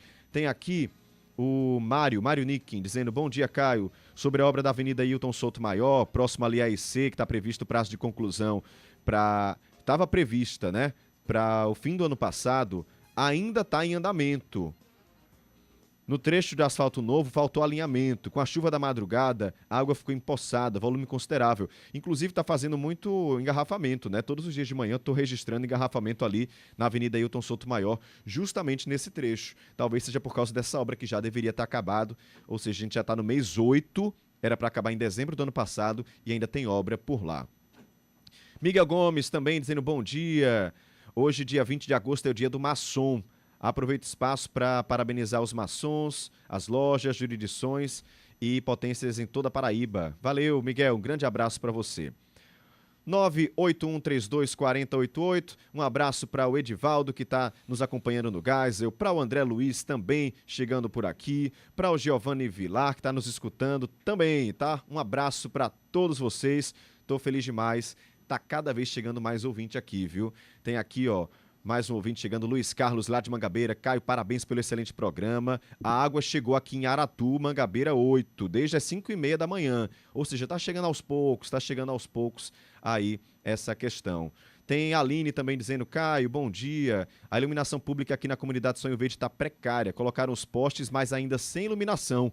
Quem chega de madrugada do trabalho tem que usar a lanterna do celular, porque não dá para ver nada. Também coleta de lixo não tá vindo nos horários regulares. Situação complicada demais, viu? Conseguimos agora, vamos ouvir os áudios dos nossos ouvintes rapidinho, tá? Robert Estevam, fala aí, Robert. Caio, falar aqui do José Américo. Esse viaduto que fizeram só fez atrapalhar a vida de todo mundo. E ontem começaram uma mudança aqui de entrada e saída, ou seja, tá um caos total. Esse momento tá um caos total. E o que eu não vejo ninguém se manifestando, governador, prefeito, em vez deles estarem passando o dia falando de troca de poder, eles deviam vir aqui e sentir o que é que a população está passando, porque daqui a algum tempo eles vão inaugurar o viaduto, vão fazer propaganda do viaduto, mas não vão falar do transtorno que a população passou por esse tempo todo. É simplesmente impressionante. E vou dizer mais, a imprensa, ela não está cumprindo o seu papel. Imprensa reativa, tá certo? Reativa. Só vai quando tem alguma repercussão, ou seja, não vem antes, não comenta, não faz nada. Aqui mesmo, a gente está aqui agora, não tem nada. Se você vê o caos que está aqui, é uma coisa impressionante. E isso simplesmente por incompetência dos órgãos públicos. Incompetência. Que não orienta a população. Eu queria que vocês dessem uma olhadinha aqui nesse assunto, chamasse a atenção desse assunto, chamasse alguém responsável para falar quando é que isso vai acabar. Outra coisa, orientar a população os dias que forem fazer alguma mudança. Isso não está sendo feito. Só quem paga com isso é a população. Robert, obrigado pela sua participação, mas quero dizer aqui que aqui na CBN o ouvinte teve informação completa, inclusive dessa forma que você falou. Nós convidamos um representante do DENIT, o diretor do DENIT, falou aqui para a CBN antes de esse bloqueio acontecer. Claro que nem sempre a pessoa está ouvindo, né? Não tem como a gente estar a hora toda falando sobre isso. Mas antes do bloqueio acontecer, a gente falou, hoje, 10 da manhã, vai ter esse bloqueio, então eu vou passar a informação para você e para todo mundo que costuma passar ali pelo viaduto de Água Fria. Transtorno vai ter, gente, porque obra viária causa um transtorno. E aí o diretor do DENIT até disse, é um transtorno agora para uma melhoria depois. O que é que está acontecendo nesse momento? Primeiro que a questão, né, dos alagamentos que estavam acontecendo ali embaixo, essa obra, né, ela está em 90% de conclusão, né, desse nivelamento embaixo, na parte de baixo do viaduto. O que está acontecendo agora é a construção de duas rotatórias, uma de um lado, outra do outro. Uma do lado ali do Centro Administrativo Municipal e outra no fim da Ranieri Mazzilli. Está começando pela do Centro Administrativo Municipal. Ou seja, quem costumava pegar ali aquela rua que vai bater na Granja dos Promotores, na rotatória do Cajueiro, passando ao lado do Centro Administrativo Municipal, tem que ir pela BR, passar pelo viaduto e após o viaduto, entre o de Água Fria e o do Cristo, fazer esse retorno pelo Centro Administrativo Municipal. Pelo menos essa é a recomendação, pelo menos isso é o que explicou o diretor do DENIT. E claro, vai ficar muito complicado o trânsito nessa região. E aí é importante a gente destacar que CEMOB, né, tem que estar lá, tem que estar orientando os motoristas, porque essa já é uma região com trânsito complicado. Se começa uma obra e não tem essa orientação, fica pior ainda. Então eu entendo aqui, o Robert está falando do que passa a população. Porque eu, por exemplo, não passo por ali todos os dias. Então não está afetando minha vida. Mas tem pessoas que são obrigadas a passar por lá e agora, no lugar de meia hora, estão passando 45 minutos para sair e chegar no trabalho. Que vida é essa, né? Trânsito complicado aqui em João Pessoa. Robert, obrigado, tá? Mais um ouvinte falando com a gente, Adalberto. Diz aí, Adalberto. Bom dia, equipe CBN. É uma solicitação, né? Já que pelo aplicativo Palma da Mão não está resolvendo dessa vez, porque uma vez a iluminação pública resolveu, mas esse que é o entulho, para tirar o entulho, já faz mais de meses que eu fiz a solicitação e nada, fiz outra solicitação e nada. Aí a calçada está com as metralhas, não é muita, porém ficamos com medo de ser multado, que é mais eficaz, né, do que você fazer uma solicitação e ser retirado aquilo que você solicitou, né? Então fica esse apelo aí para a Prefeitura, Portal do Sol. Tá aí, para a gente encerrar essa rodada de participações, fala aí, Flávio. Olá, bom dia, doutor Caio Ismael, nobre e grande jornalista da CBN João Pessoa. Eu quero parabenizar a você por esta maravilhosa programação e quero também mandar um abraço para todos os ouvintes pela Paraíba, pelo Brasil e pelo mundo afora, os ouvintes da nossa queridíssima CBN João Pessoa. Aqui quem fala é o radialista Flávio Saraiva, da cidade de Bahia. Mandando um abraço também para Alissa Vitória Saraiva, que é a minha futura esposa, que está ouvindo também lá no bairro de Mangabeira, Grande João Pessoa. Valeu, Flávio. Obrigado aí pelos elogios, viu? E pensa num cara apaixonado, toda vez que ele participa aqui, ele fala, e manda um abraço pra minha noiva. Ele tá aí, apaixonadíssimo.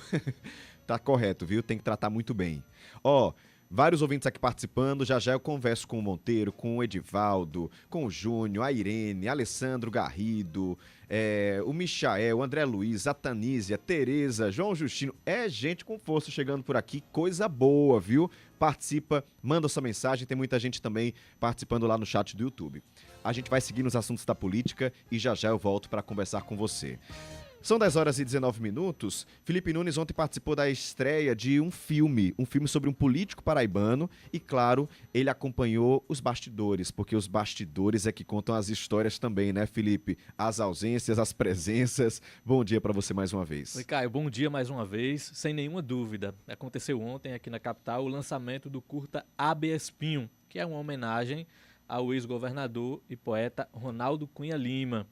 E foi um evento bastante prestigiado pela classe política da Paraíba. O espaço, inclusive, ficou pequeno para as pessoas que foram acompanhar o lançamento do curta-metragem aqui na capital. Lembrando que esse filme já havia sido lançado em Campina Grande e causou uma repercussão política enorme em razão das pessoas que participaram. E embora o pano de fundo desse evento tenha sido artístico, né, exaltando aí a verve poética de Ronaldo, a trajetória política do ex-governador foi lembrada em boa parte dos discursos pelos participantes, pelas aquelas pessoas, na verdade, que foram acompanhar o evento. Participaram o filho do ex-governador, Ronaldo Cunha Lima, Cássio Cunha Lima. Também participaram o deputado federal Rui Carneiro, o pré-candidato ao governo Pedro Cunha Lima, neto de Ronaldo, o ex-ministro Marcelo Queiroga, pré-candidato ao Senado pelo PL, além de parlamentares, vereadores de João Pessoa e de Campina Grande e até mesmo um personagem da base do governo, o deputado governista João Gonçalves também marcou presença.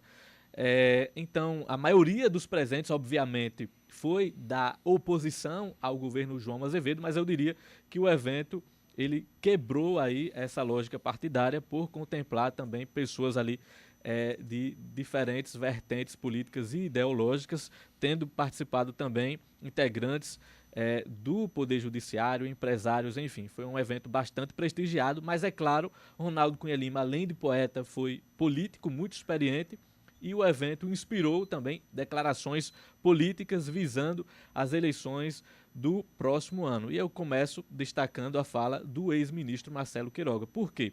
Havia uma discussão sobre a presença ou não do prefeito da capital, Cícero Lucena. Lembrando que Cícero participou do lançamento que aconteceu em Campina Grande e a presença do gestor deu muito o que falar, porque Cícero tem dado sinais de insatisfação com a base aliada e procurado dialogar com partidos da oposição, a exemplo do PSDB, com maior notoriedade, mas Cícero não foi ontem, né? Eu já tinha até apurado essa informação ontem pela manhã, o prefeito da capital não esteve presente, pelo menos pessoalmente, mas nos discursos, sim. Marcelo Queiroga, que foi ao evento ontem, comentou sobre esse diálogo de Cícero com a oposição, disse que ele não colocou empecilhos, inclusive por parte do PL, e disse que para construir esse projeto de centro-direita não descarta uma aproximação com Cícero, que disputou com ele o governo do Estado nas últimas, a Prefeitura de João Pessoa, nas últimas eleições. Vamos ouvir o que disse o ex-ministro Marcelo Queiroga nesse evento em relação ao prefeito Cícero Lucena. Nós sabemos que Cícero Lucena é um político muito experiente. Para você ter uma ideia, quando ele era vice-governador do estado em 1991, eu estava fazendo o meu primeiro ano de residência em cardiologia. Então, sem dúvida, é um político muito experiente, já ocupou diversos cargos na política, foi eleito agora prefeito da cidade de João Pessoa pela 4ª vez, e um prefeito de uma capital reeleito é um candidato natural ao governo, né?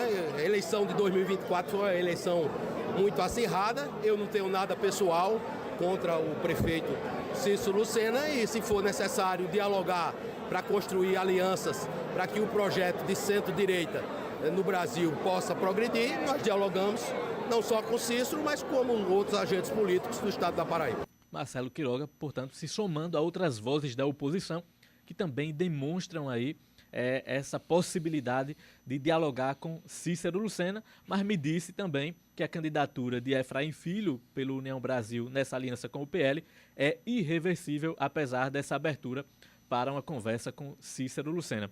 Marcelo Quiroga também comentou nesse evento a construção aí dessa federação União Progressista, cuja convenção aconteceu ontem.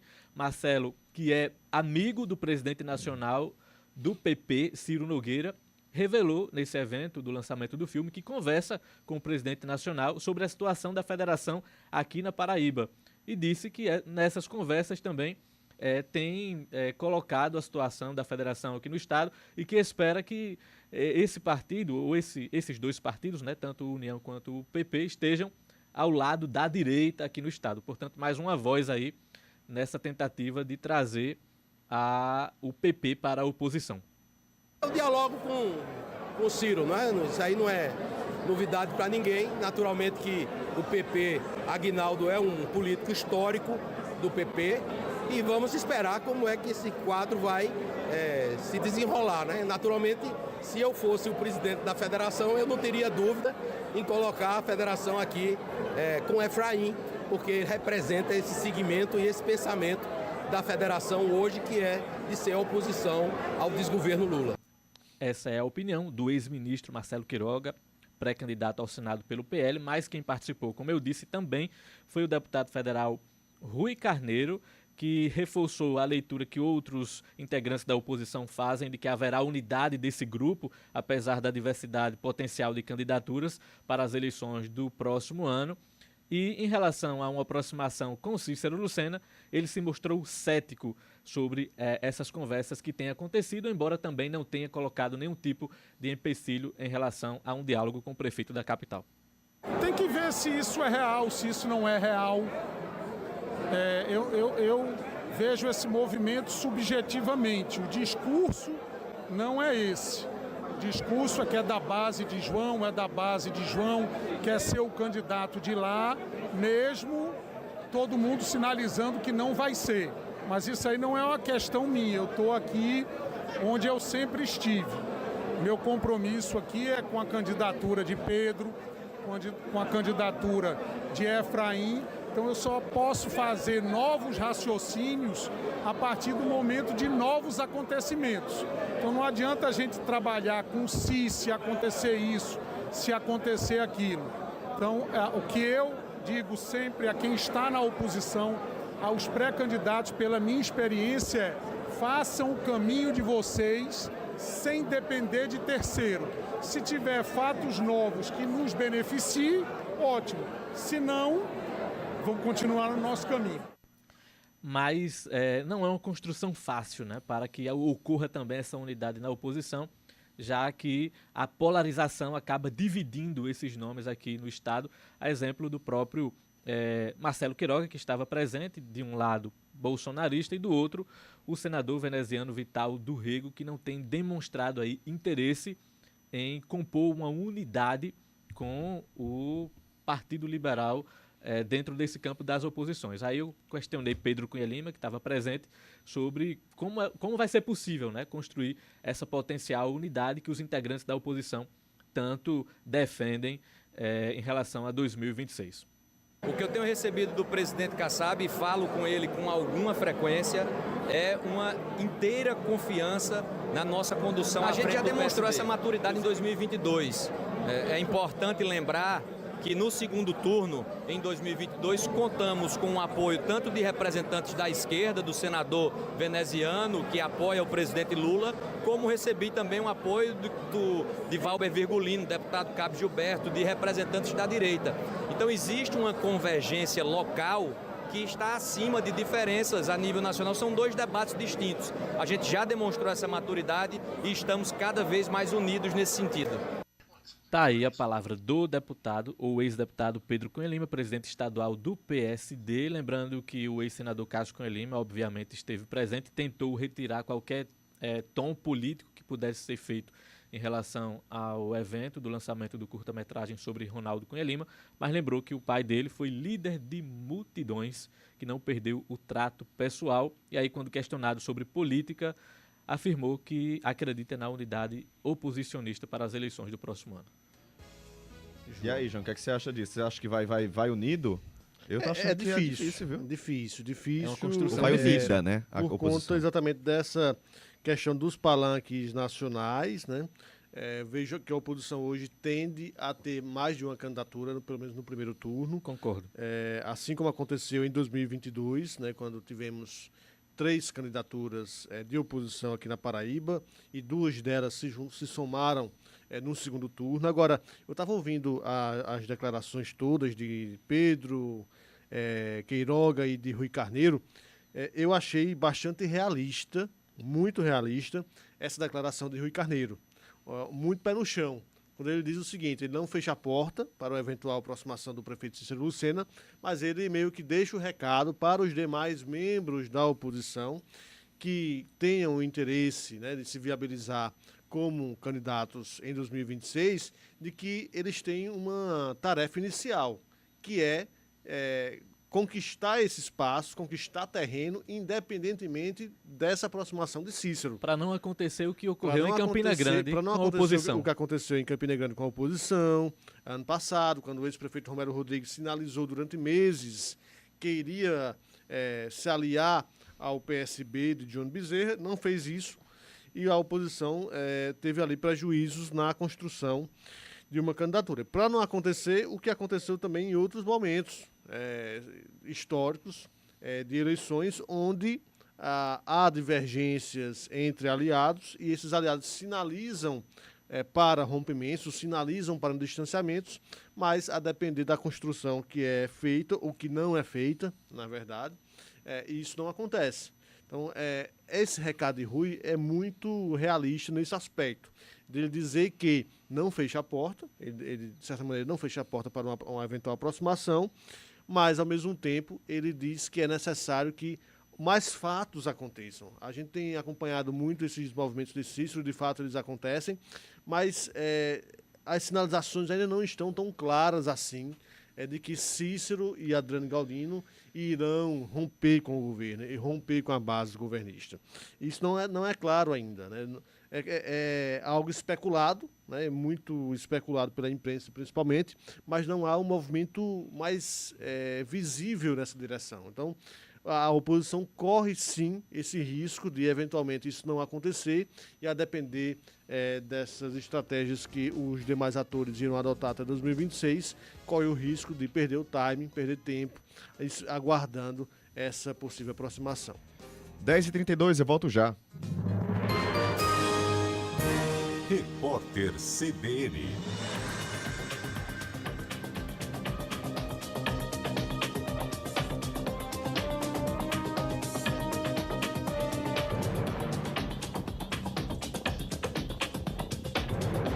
Quarta-feira, 20 de agosto de 2025. O dólar comercial e a Bolsa de Valores de São Paulo abriram em queda, com a tensão entre o Brasil e os Estados Unidos no radar dos investidores.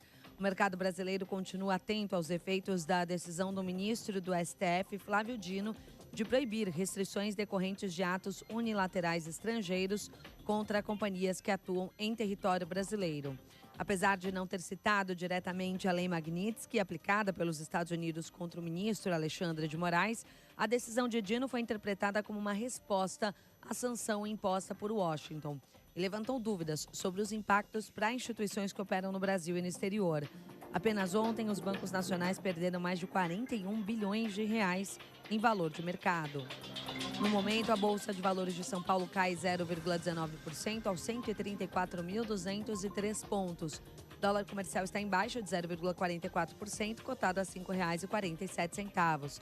O euro vale 6,38, queda de 0,30%. O governo dos Estados Unidos aceitou o pedido de consultas do Brasil para negociar o tarifaço do presidente Donald Trump na Organização Mundial do Comércio. A solicitação foi apresentada na semana passada à delegação americana. A aceitação foi vista de forma positiva por integrantes do governo brasileiro, mas se trata de um passo burocrático esperado. Em carta enviada à entidade, Washington alegou que a elevação das taxas é necessária para lidar com déficits anuais significativos e persistentes no comércio de mercadorias dos Estados Unidos com parceiros comerciais. O posicionamento indica que a negociação será difícil, de acordo com autoridades brasileiras. No horário de Brasília, 10h34. Repórter CBN. As principais notícias do dia, a cada meia hora. CBN João Pessoa. Oferecimento Faculdades Nova Esperança. Ensino com excelência. Compromisso com você. Quer dar um salto na sua carreira? Faça uma pós-graduação na Facene. Invista no seu futuro escolhendo quem é referência há mais de 2 décadas na área da saúde na Paraíba. Na Facene, você encontra 9 opções de cursos de pós-graduação, com duração de 9 ou 12 meses. Professores altamente experientes e uma estrutura de excelência. Prepare-se para se destacar e assumir posições de liderança no mercado. Informações pelo WhatsApp 83993812476. Conheça o Raval H6 Heavy One, o SUV híbrido que redefine sofisticação e inovação no Brasil. Conforto, tecnologia, segurança e inovação para o seu dia a dia. Garanta seu Raval híbrido com versões a partir de 199 mil com super valorização do seu usado. Não perca essa oportunidade única. Agende seu test drive agora. Viva o amanhã. Hoje. Central de Vendas 83 3022 8730. GWMPG Prime. Desacelere, seu bem maior é a vida. CBN João Pessoa. Oferecimento Faculdades Nova Esperança. Ensino com excelência. Compromisso com você. Esta última meia hora do CBN João Pessoa teve o oferecimento de Faculdades Nova Esperança. Ensino com excelência. Compromisso com você. CBN João Pessoa.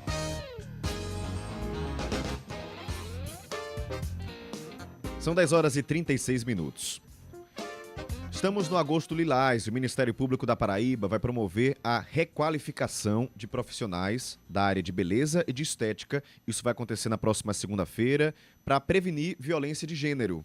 Então, para falar mais sobre esse assunto, explicar para a gente como é que vai funcionar, né? A gente conversa a partir de agora com a promotora de Justiça e coordenadora do Núcleo de Gênero, Diversidade e Igualdade Racial do Ministério Público, Lilian Espínola Pereira de Carvalho. Seja muito bem-vinda. Bom dia. Bom dia, Caio. Bom dia a todas as pessoas que nos ouvem. Promotora, o que é que motivou o Ministério Público a direcionar essas ações do Agosto Lilás justamente para esses profissionais da área de beleza e de estética?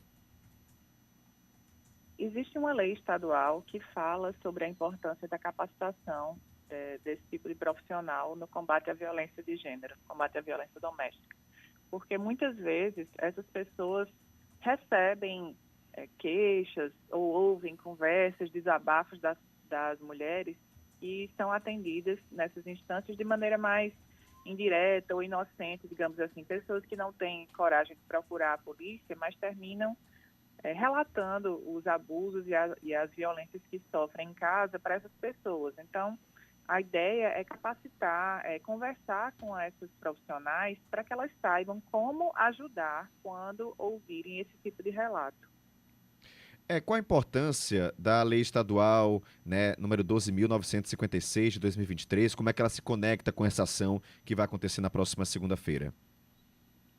Exato. É essa lei que prevê essa função social, digamos assim, de combate à violência de gênero dos profissionais de beleza e estética para se juntarem a essa campanha. Então, por isso a gente está promovendo esse evento. O Ministério Público promove esse evento no dia 25, segunda-feira, às 9 horas, no auditório da Procuradoria-Geral, no auditório do Ministério Público, que fica na Avenida Dom Pedro II, número 73, para conversar com esse público para que sejam replicadores desse conteúdo, para que saibam instruir as mulheres. Muitas pessoas que serão ouvidas, né, nesse dia, ou que poderão estar conosco, às vezes elas próprias são vítimas de violência e não sabem.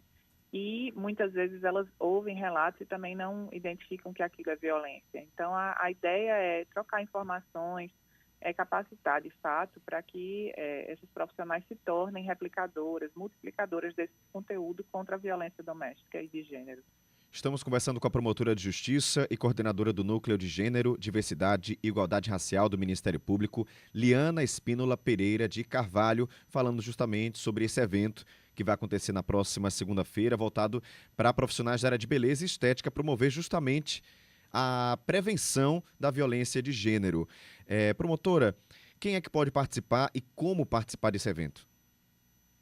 É aberto a toda a sociedade. Quem quiser pode ir, mas a função do evento é realmente receber no Ministério Público profissionais de beleza e estética. Não é necessário se inscrever, não há inscrição prévia, é só realmente ir até o local, chegar e partilhar lá conosco. E a ideia é exatamente reunir essas pessoas, porque lá nós entregaremos para multiplicação, para entrega para mulheres que necessitem, o plano de segurança para as vítimas de violência doméstica. Então, a ideia é levar esse plano que nós imprimimos com parceria com o governo do estado, levar esse plano para que esse plano esteja nos salões, nesses locais de beleza e estética, para que, eventualmente, quando haja uma mulher vítima que relate isso para aquela profissional, ela possa entregar o plano de segurança para que a vítima saiba o que precisa fazer, como agir e quem procurar nesse caso.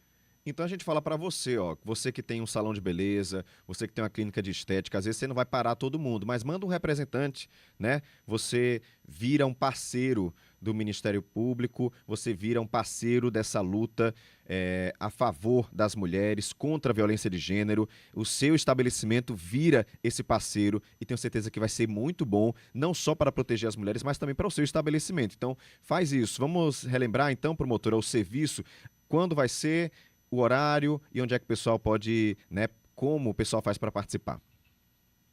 Então, será no dia 25, segunda-feira, a partir das 9 horas, no auditório do Ministério Público, que fica na Avenida Dom Pedro II, número 73.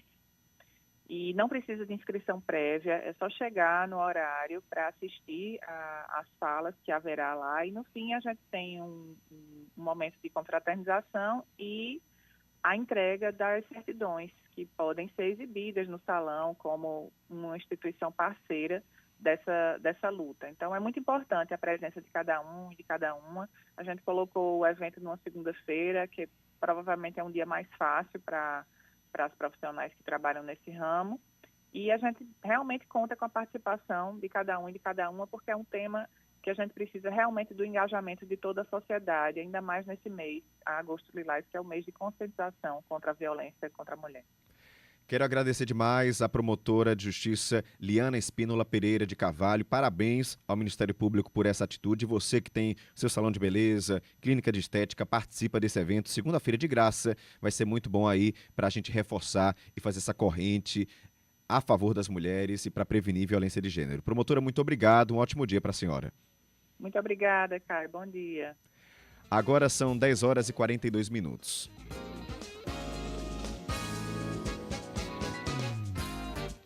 Te atualizo sobre a Ponte do Futuro, que vai ligar Cabedelo a Santa Rita, aquela região ali de Lucena, porque durante as escavações da obra foi identificado um sítio arqueológico. Quem explica pra gente é a repórter Larissa Mendes. A construção da Ponte do Futuro segue em andamento. O primeiro vão da estrutura, com 33 metros de extensão, localizado no lado do município de Cabedelo, já recebeu a concretagem. E durante as escavações da obra, foi identificado um sítio arqueológico. Orlando Soares, diretor de operações do DER, detalha. Ao fazer a escavação e encontrar algum sítio arqueológico, para-se e faz o recolhimento. Então, às vezes são vasos, são algumas coisas desse tipo, que o próprio IFAM, junto com o pessoal nosso, faz esse resgate. E a gente para porque é acompanhado pelo meio ambiente, tá certo? Então, todo esse processo é feito esse resgate de acordo com o que preconiza lá o que os institutos mandam para a gente. São, às vezes, pratos, alguns exercícios como fosse colheres, tal, tudo com um tom de cerâmico, mas material cerâmico. Achados arqueológicos como esse revelam a cultura e a importância histórica do local, como destaca o historiador Eric Brito. Isso vai variar muito, né, a depender do tipo de sítio arqueológico que está sendo trabalhado. Ele vai desde, a arqueologia ela trabalha desde resquícios indígenas até a história recente, né? Então, por exemplo, se você vai fazer um trabalho de arqueologia no alto de uma serra, né, para usina eólica, muito provavelmente é possível encontrar vestígios indígenas de pontos de flecha, de cemitérios indígenas e de várias coisas. Depende muito do estilo de sítio arqueológico que está sendo trabalhado. O Departamento de Estradas de Rodagens da Paraíba informou que os artefatos arqueológicos ainda estão incorporados ao solo e que a área foi isolada. Já foi iniciado o processo de solicitação de salvamento do material junto ao IPHAN, restando apenas a entrega de um documento que será emitido pela UFPB. De acordo com o historiador, é de extrema importância garantir a preservação desse patrimônio. Vai estar atrelado justamente o grau de conservação, né, e de preservação que a gente vai ter dos materiais que estão sendo recuperados, né? Por isso que é muito importante a preservação de sítios arqueológicos, seja eles pré-históricos, sejam eles modernos. A história ela é muito lacunar, a gente tem mais dúvidas sobre o que aconteceu do que certezas, e quanto mais antigo, mais dúvidas a gente tem.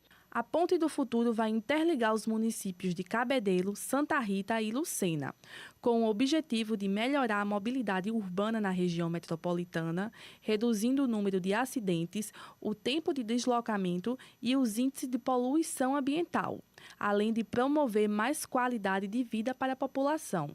Reportagem Larissa Mendes. Tá aí, como toda obra desse porte, né, há sim um impacto ambiental. A gente nas imagens aéreas vê a ponte ali cavando, né, aquele espaço em áreas de preservação, mas é uma dosagem aí que muitas vezes não há um consenso entre desenvolvimento e meio ambiente. Porém, foi encontrado esse sítio arqueológico que foi preservado e vai para estudo, né, para que sejam, né, analisados pelos especialistas e, claro, quem sabe até não tenha visitação aqui com relação a isso. Que bom que foi encontrado e que bom que foi preservado. A gente vai seguir acompanhando. São 10 horas e 46 minutos. Eu vou mudar completamente de assunto, falar com você que tá correndo. Eu não tô falando de correndo na vida não, viu? Assim, atrasado. Não é isso não. Aquela pessoa que gosta de correr, porque João Pessoa virou essa capital da corrida de rua, né? Tem tudo para isso. Uma orla ótima, mar maravilhoso, um visual perfeito. E aí o pessoal tá ali, ó, vamos cuidar da saúde, vamos correr. Claro, tem gente correndo de qualquer jeito, tem gente até se lesionando com relação a isso. Então, ó, para você que gosta de correr, você que já é corredor, que está começando agora, a gente vai tirar dúvidas com o ortopedista sobre esse ato de correr. A gente convidou então aqui para nossa bancada o ortopedista Sérgio Paredes, vai passar orientações importantes para você que está entrando aí como novo corredor. Já me arrisquei, viu, doutor? Bom dia para você. Bom dia, Caio, tudo bem? Vamos lá esclarecer as dúvidas dos nossos ouvintes. A primeira dúvida que eu tenho e que queria que a gente passasse, porque tenho certeza que muito ouvinte deve ter também, eu já sinto uma dorzinha no joelho, já sinto uma dorzinha ali no calcanhar, tenho um bico de papagaio. É muito comum as pessoas já sentirem essas dores, dependendo da idade. Essas pessoas que sentem uma dorzinha ou outra, podem começar a correr ou teria que passar por uma avaliação médica antes? O recomendado, vamos pensar assim, né? Se a gente fosse fazer uma viagem e temos um veículo de transporte, o ideal seria a gente fazer uma viagem mais longa, fazer uma revisão, né? E, o mesmo hábito a gente tem que ter com a nossa saúde. Então, muitas vezes o que eu recebo no consultório são pacientes já com problemas crônicos e difíceis de sanar. Por quê, né? Porque toda vez que eu começo a correr errado, né? Saber que existe uma técnica para correr, uma técnica para subir escada, uma técnica para treinar musculação. Então, todo esporte tem uma técnica.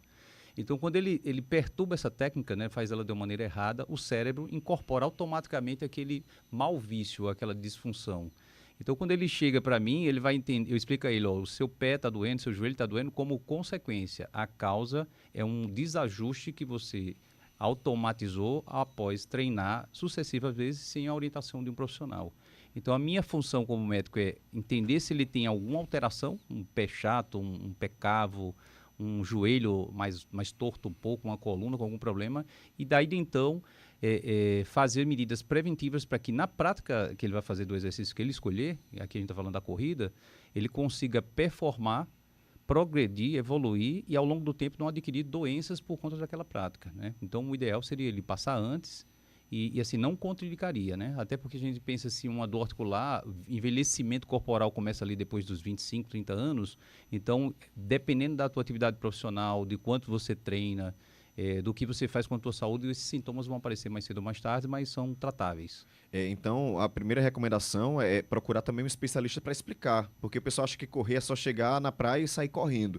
Não, tem todo um modo para acontecer, né? E isso vai evitar algum problema, porque geralmente, doutor, como o senhor disse, procura quando já está com problema. Então, é melhor tentar evitar isso procurando um especialista que possa explicar. Seria essa a indicação. Exato, né? Vamos pensar assim, eu gosto da corrida ou me afeiçoei à corrida, né? Então, nada mais coerente do que eu procurar fazer tudo certinho, né? Às vezes, nessa correria do dia a dia, ansiedade de começar logo, a gente vai lá e atropela algumas etapas. Então, quando a gente observa que esse é o esporte que eu me identifiquei e vou seguir a longo prazo, nada mais coerente do que eu lá começar a entender que existe uma maneira de começar, um volume de treinamento que eu vou progredindo aquilo progressivamente, né, para que não cause sobrecargas ali, consequentemente dores nas articulações venham aparecer, mas é interessantíssimo sempre pensar no aspecto de prevenção. Um ponto muito importante, cara, que a gente tem que deixar aqui é assim, ó, atividade esportiva, né, que as pessoas confundem muito com uma atividade do dia a dia, que não tem nada a ver, uma atividade doméstica com um exercício, a prática de exercício, que é uma coisa programada, cadenciada. Tem gente que diz isso, né? Já lavo louça, já faço uma faxina, que eu tenho certeza que cansa, ninguém está dizendo que não cansa. Isso. Aí vai dizer, já fiz meu exercício do dia, não é nada a ver, né? Aí ele diz assim, agora vou correr.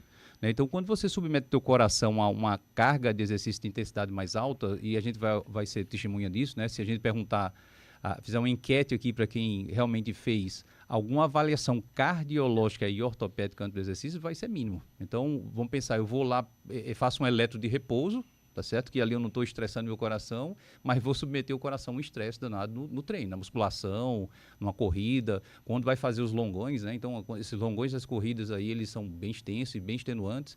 O que pode acontecer? O paciente tem um evento cardiovascular e a taxa de mortalidade é super alta, né? Então, quando você tem um evento cardiovascular ali, a mortalidade é quase 100%. E a parte ortopédica é importante entender, porque toda vez que eu tiver uma dor, eu não vou conseguir treinar, o meu cardiovascular vai ficar ruim, meu metabolismo vai piorar. Então, não existe exercício sem a gente avaliar esses dois componentes. Cardiovascular para evitar eventos fatais e aparelho locomotor para que eu não tenha as morbidades e pare de treinar. Estamos conversando com o ortopedista Sérgio Paredes sobre corrida, né? E aí, doutor, eu queria te perguntar, porque eu ouço muito falar, o pessoal fala muito, correr faz mal, você vai se desgastar, vai desgastar a articulação, joelho. Faz mal correr ou é indicado correr? Porque já tem outra corrente que diz, corram porque faz bem. Ou tá no meio a meio aí? Pode fazer mal e pode fazer bem, doutor. Vamos lá, Caio, né? Se a gente for observar filosoficamente os comportamentos das humanidades, né? A gente vai sempre ter uma percepção que os extremos são maléficos, né? O sedentário morre mais cedo e vou pensar, o atleta de alto rendimento, por ele ter um esgotamento metabólico muito alto, ele também vai ter uma precocidade da vida dele antes do tempo. Então, o que se preza aí é a moderação. Sempre quando a gente vai pensar no ponto de vista de proteção cardiovascular, ou seja, para eu não ter um evento cardiovascular adverso ali fatal, eu vou indicar para eles exercícios aeróbicos. Então, corrida, caminhada, bicicleta. E quando eu vou pensar na proteção do aparelho locomotor, né, que vai estar interligado, eu vou dizer, faça musculação. Então, se eu fosse pensar no aspecto de desgaste metabólico, se você pegar um sapato e começar a usar todo santo dia, a sola vai gastar rapidinho. Então, se eu pensasse um exercício aeróbico, ele é bom para a articulação? Não, ele desgasta a articulação mais do que, teoricamente, favorece a ela. Então, vai ter favorecimentos diretos e indiretos, eu vou botar nos prós e contras. Custo-benefício. Isso. Agora, vamos pensar, a musculação, eu vou viver bem do meu aparelho locomotor, mas eu estou propenso a ter um infarto, a ter um problema cardiovascular. Então, o que a gente recomenda é equilíbrio. Então, o que se observa hoje é assim, um atleta de alto rendimento, ele treina 90% do esporte específico, ou seja, a corrida, e 10% ele faz musculação voltada para melhorar aquele desempenho e estabilizar as articulações, né, evitando problemas. Então faz assim, faz um treinozinho de academia como você aí do outro lado deve fazer, faz um cardiozinho 2, 3 vezes na semana, isso já ajuda, né, doutor? Ajuda, com certeza. Quero agradecer demais ao ortopedista Sérgio Paredes, não deixe de se exercitar, gente. A gente está aqui para trazer conhecimento, né, porque tem muitos mitos e verdades surgindo aí na internet e aqui a gente traz, né, especialistas para falar sobre os temas. Doutor, muito obrigado mais uma vez, bom dia. Muito obrigado pela oportunidade, estou à disposição. Agora são 10 horas e 56 minutos.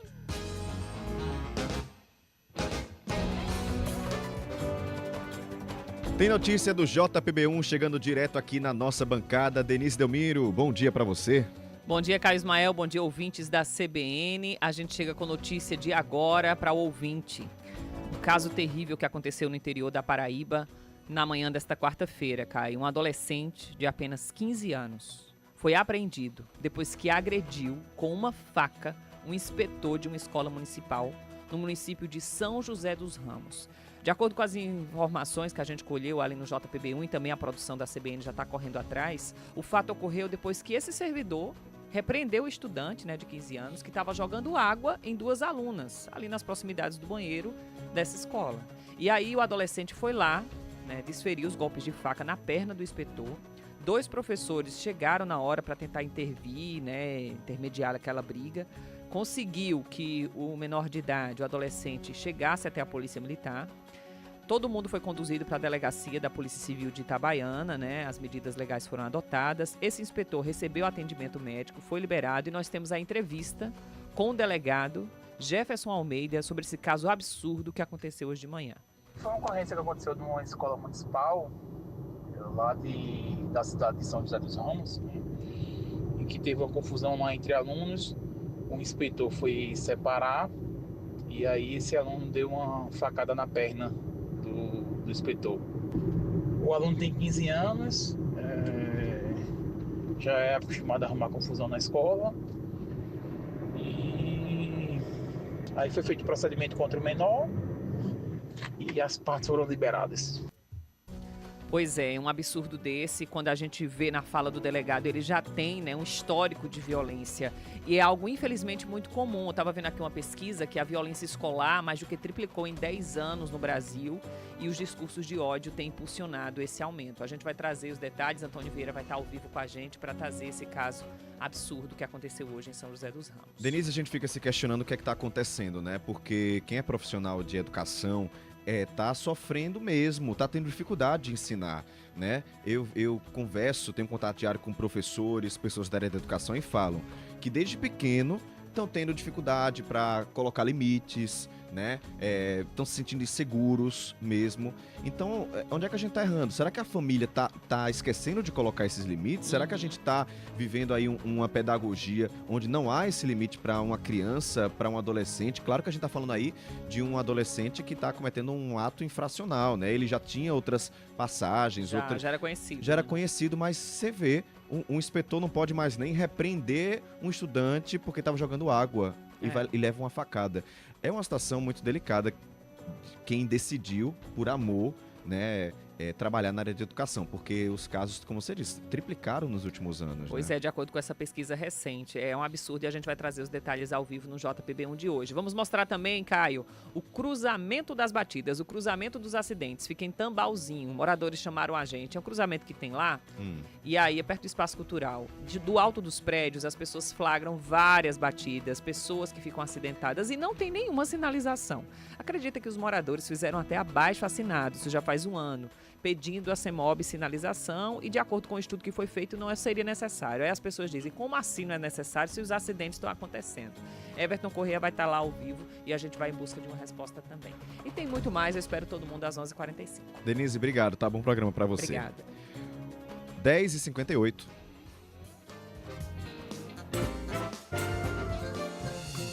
Momento do Esporte, com Juliana Bandeira. Oi, Ju, bom dia. Bom dia, Caio. Bom dia, Andrezinho. Bom dia também para você que nos acompanha aqui na rádio. Botafogo volta a treinar hoje, né? Isso. Botafogo, a viagem de volta, né, lá de Erechim, aqui para João Pessoa, do elenco do Botafogo, aconteceu na tarde de ontem. Hoje já tem treino previsto para agora à tarde, no CT da Maravilha do Contorno. Claro, vai ser uma semana intensa de preparação para enfrentar o Tombense no próximo domingo, aqui em João Pessoa, no estádio Almeidão, né? Há, inclusive, uma força aí, tarefa do clube para tentar chamar o torcedor para dentro do estádio no próximo domingo. É um jogo importante para que a equipe siga ou não com o sonho, né, aceso, ativo aí de conquistar a classificação para a próxima fase, né? Botafogo precisa vencer o Tombense para seguir sonhando. Claro que, mesmo que vença, ainda vai precisar de outros resultados na última rodada para conseguir essa classificação, assim, que seria bastante sofrida, né? Até o último segundo. De qualquer maneira, temos treinos previstos ao longo de toda a semana, até amanhã do sábado. Ainda tem treino previsto na programação divulgada pela assessoria do clube. E no domingo, claro, o Botafogo entra em campo a partir das 7 da noite contra o Tombense na 18ª rodada da Série C do Campeonato Brasileiro, a penúltima rodada ali, de fato, reta final da primeira fase da competição, com o Botafogo entre o céu e o inferno ainda, tá? A 3 pontos do G8 e apenas um pontinho ali do Z4. Falando de Botafogo ainda, o dono da SAF disse que está querendo construir uma arena para o time, né? Isso. Ontem, o Felipe Félix, né, que é o dono da SAF do Belo, hoje o único dono da SAF do Belo, esteve nas redes sociais, mais uma vez. Ele é bem eloquente, né, fala bastante nas redes sociais.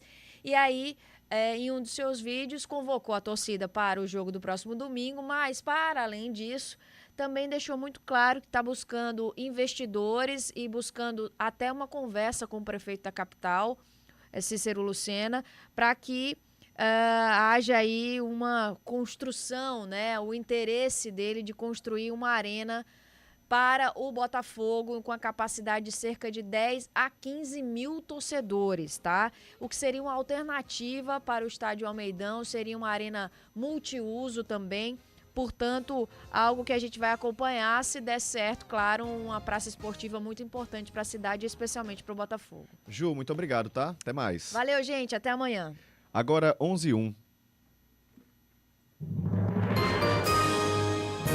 Repórter CBN.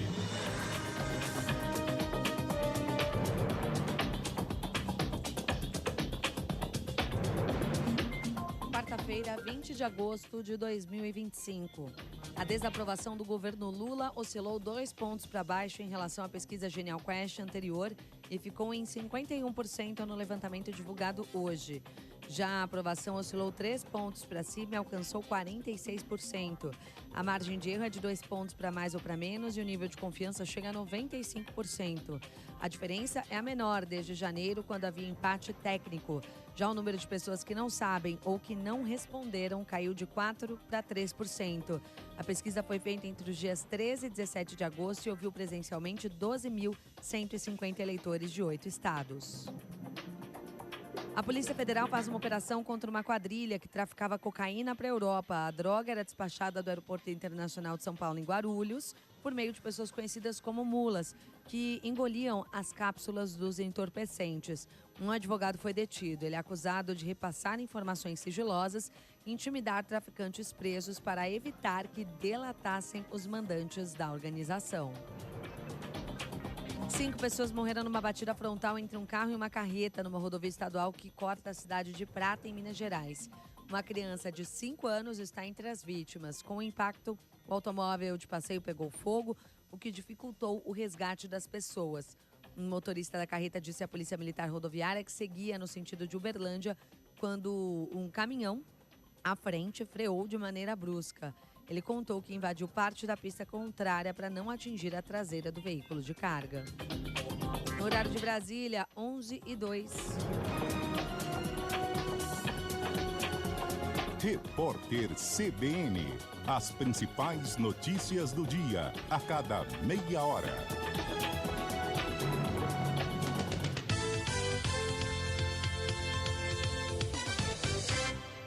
Quer dar um salto na sua carreira? Faça uma pós-graduação na Facene. Invista no seu futuro escolhendo quem é referência há mais de 2 décadas na área da saúde na Paraíba. Na Facene, você encontra 9 opções de cursos de pós-graduação, com duração de 9 ou 12 meses. Professores altamente experientes e uma estrutura de excelência. Prepare-se para se destacar e assumir posições de liderança no mercado. Informações pelo WhatsApp 83993812476.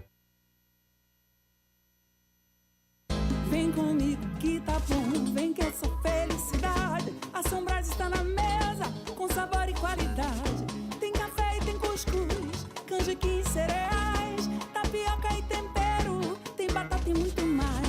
Tá danado de bom o babado, chega junto, chega mais. Quer sabor e qualidade? Ah, vem comigo que tá bom, vem que essa felicidade. A Sombrás está na mesa, com sabor e qualidade. Sombrás.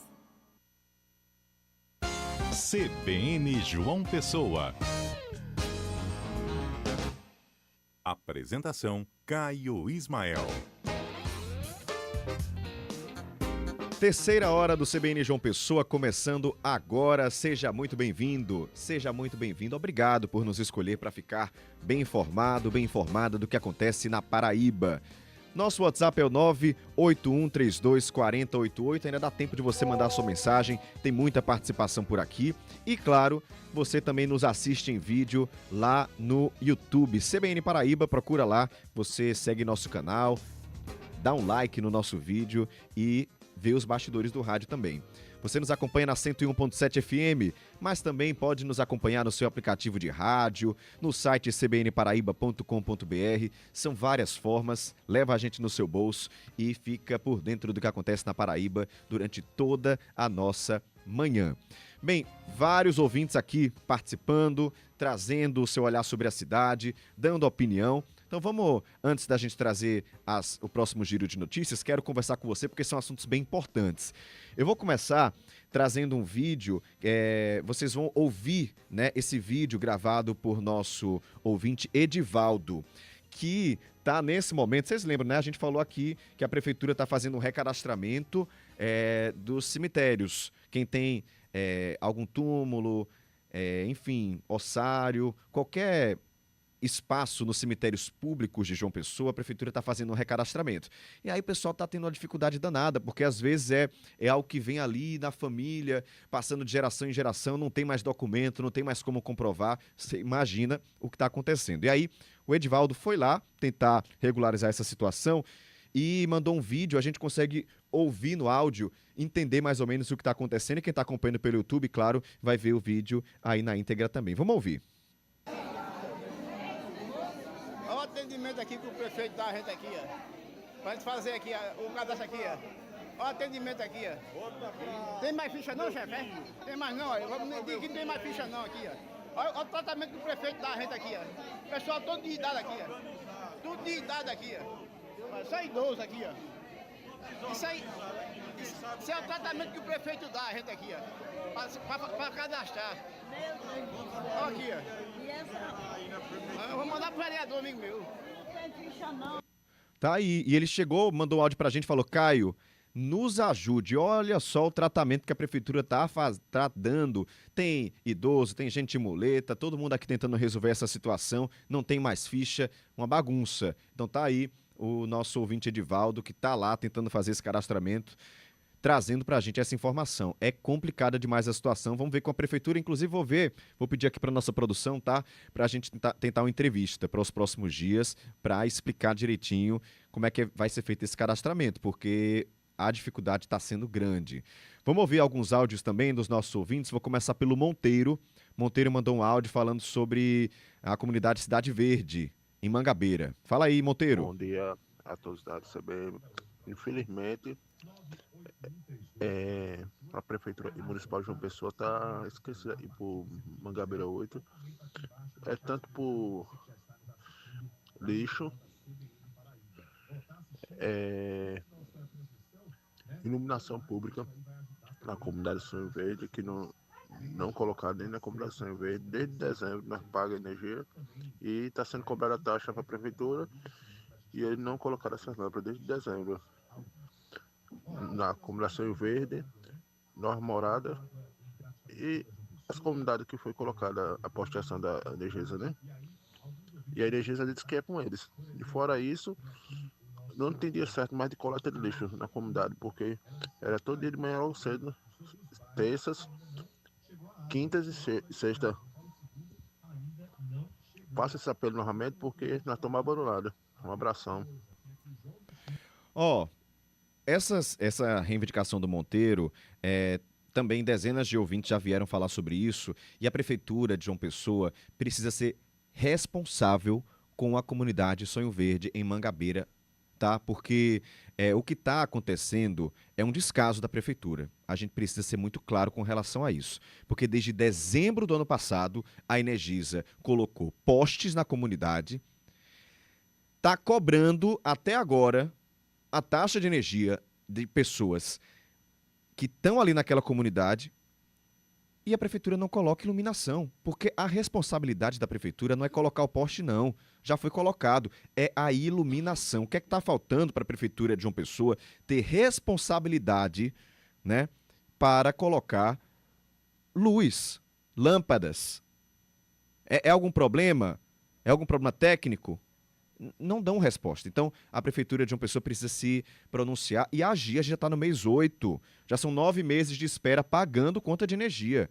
É um descaso da Prefeitura. A gente tem que deixar isso registrado, tá? Obrigado, Monteiro. Alessandro também chegando por aqui falando de trânsito. Fala aí, Alessandro. Bom dia, Caio.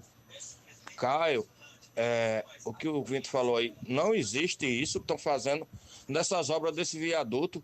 O que estão fazendo com a população, não, Caio. O que o DENIT e CEMOB estão fazendo, eles mexem a hora que quer ali, eles mudam o trânsito a hora que quer, sem avisar, e pega os motoristas de surpresa, causando acidente, causando transtorno de volta. Se passar, vai fazer retorno lá perto da universidade, do Castelo Branco. Isso não pode não, rapaz. Ele faz o que bem quer, não. Com o trânsito não, e mexer ali todo dia tem um desvio, tem uma mudança de trânsito, de trajeto ali, de rota ali. Tá imoral aquilo ali, rapaz, e não termina. Mais um ouvinte falando sobre isso. André. Bom dia mais uma vez, Caio. É verdade, viu? A tal da desinformação atrapalha muito, porque não custava nada a CEMOB e a Rodoviária Federal ir lá no início, lá da entrada do Gásio, né? Para o pessoal que vai para Mangabeira não entrar naquele trecho. Seguir direto na BR e entrar onde foi feito um novo acesso. Mas não, cara, deixaram todo mundo entrar ali para chegar lá dentro e conseguir fazer aquele feito ontem, né? Que é travar a BR. A desinformação acaba com tudo, viu?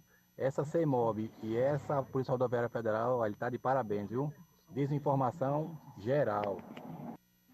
Não tem uma placa. Se tivesse colocado uma placa indicando que para se entrar em Mangabeira, seguisse direto, tinha diminuído muito esse entrave todo. Mas não, nem placa, nem ninguém, né? E o nosso ouvinte João também falando sobre esse tema, mas pensando diferente aí dos outros ouvintes. Fala aí, João. Oi, Caio, bom dia novamente, João de Cabo Branco, demais ouvintes. Eu já vi várias entrevistas do secretário de Infraestrutura falando do viaduto. Não tem como fazer uma obra sem ter transtorno. E obra viária.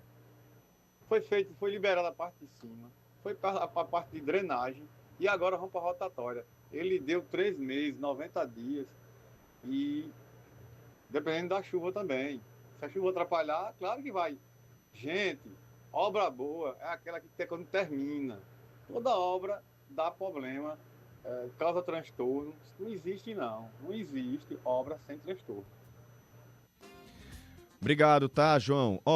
Mais ouvintes aqui chegando. Júnior falou: Caio, bom dia, tô por aqui e você acredita que a prefeitura ainda não resolveu esse problema? Um esgoto a céu aberto, fez várias reclamações no aplicativo João Pessoa na palma da mão e até agora nada. Ali em Mangabeira 8, ou seja, mais reclamação dos moradores de Mangabeira, dizendo que a principal na rua tem lanchonete, restaurante e mandou foto aqui, uma grande poça de esgoto a céu aberto. Ele disse que fica na rua Leopoldo Pereira de Lima, número 69, em Mangabeira 8, em frente à lanchonete do Mamute. Atenção prefeitura, isso é um problema que precisa resolver para ontem, porque esgoto a céu aberto é saúde pública e aí as pessoas adoecem E aí, adoecendo, sobrecarrega o sistema de saúde e é mais gasto. Então, é um problema que, se resolvido, economiza na ponta. Saneamento básico, o dinheiro investido em saneamento, você economiza em saúde. Tá aí, Júnior, obrigado. Um abraço para a Irene também chegando por aqui, para o Michael participando com a gente. Quem mais? A Tanísia dizendo, bom dia, Caio, ouvintes. Deu amnésia no casal Israel e Ítalo? Comete crime gravíssimo e não sabe por que tá preso? Tá aqui, participação da Tanísia. Obrigado, Tanísia. Abraço. Tereza, bom dia, Caio. Que Deus abençoe poderosamente vocês e todos da bancada. Vocês dão show de notícias de qualidade. Tereza, grande abraço para você também. Tem mais ouvintes aqui participando. O Douglas falando que mora nos bancários, caminha nas 3 ruas todos os dias e depara com um ponto de ônibus que fica escondido por uma árvore de pequeno porte. E ele falou o seguinte, raramente você vê um usuário de transporte coletivo nesse ponto, porque não permite a visibilidade da via. Mais fácil seria transplantar a árvore para outro local. Eu acho que fica mais fácil transportar a parada de ônibus, né, Douglas? Mas está aqui a opinião do nosso ouvinte. Ele fala, é possível encaminhar a situação para os órgãos competentes? Claro, vamos encaminhar aqui para a CEMOB. Tem um contato, a gente encaminha para eles. Muito obrigado, tá, Douglas? Roberto Wagner. Bom dia, Caio. Peguei o assunto para metade. É só para salão de beleza, então, falando da entrevista, né, que a gente teve. Ó, Roberto, salões de beleza, profissionais de beleza e também para profissionais de estética, tá? Obrigado pela participação. Ele está perguntando aqui sobre entrevista do Ministério Público, vai fazer um evento segunda-feira voltado para esses profissionais ajudarem mulheres em situação de violência. Neide de Intermares, Caio, se puder, queria que você pedisse a zoonose de Cabedelo mais respeito e compromisso com a agenda de castração de gatos dos voluntários na causa. Tá agendado, a gente leva, chega lá e eles colocam outros. Deixa você que levou sem data para devolver. Outras vezes, mandam levar para castrar outro dia, aí castra no mesmo dia o animal que não está em jejum e o animal morre. Precisam ter mais responsabilidade. A gente faz o serviço que é do poder público e ainda tem que passar por todos esses constrangimentos. Tá aqui a Neide Intermares fazendo essa denúncia com relação às zoonoses de Cabedelo. Bruno, bom dia, Caio. Ouvi Denise falar sobre cruzamento envolvendo acidentes em Tambaúzinho. Realmente, alguns são muito perigosos e não basta apenas sinalização horizontal e até vertical. Alguns têm necessidade de colocar barreira física para chamar a atenção do condutor. A CEMOB, por meio da engenharia de tráfego, deve mapear esses cruzamentos e agir. 981324088. Já converso mais com você, tem muita notícia chegando por aqui, mas prometo que já separo um tempinho para conversar com os ouvintes que estão chegando agora, tá? Agora são 11 horas e 16 minutos.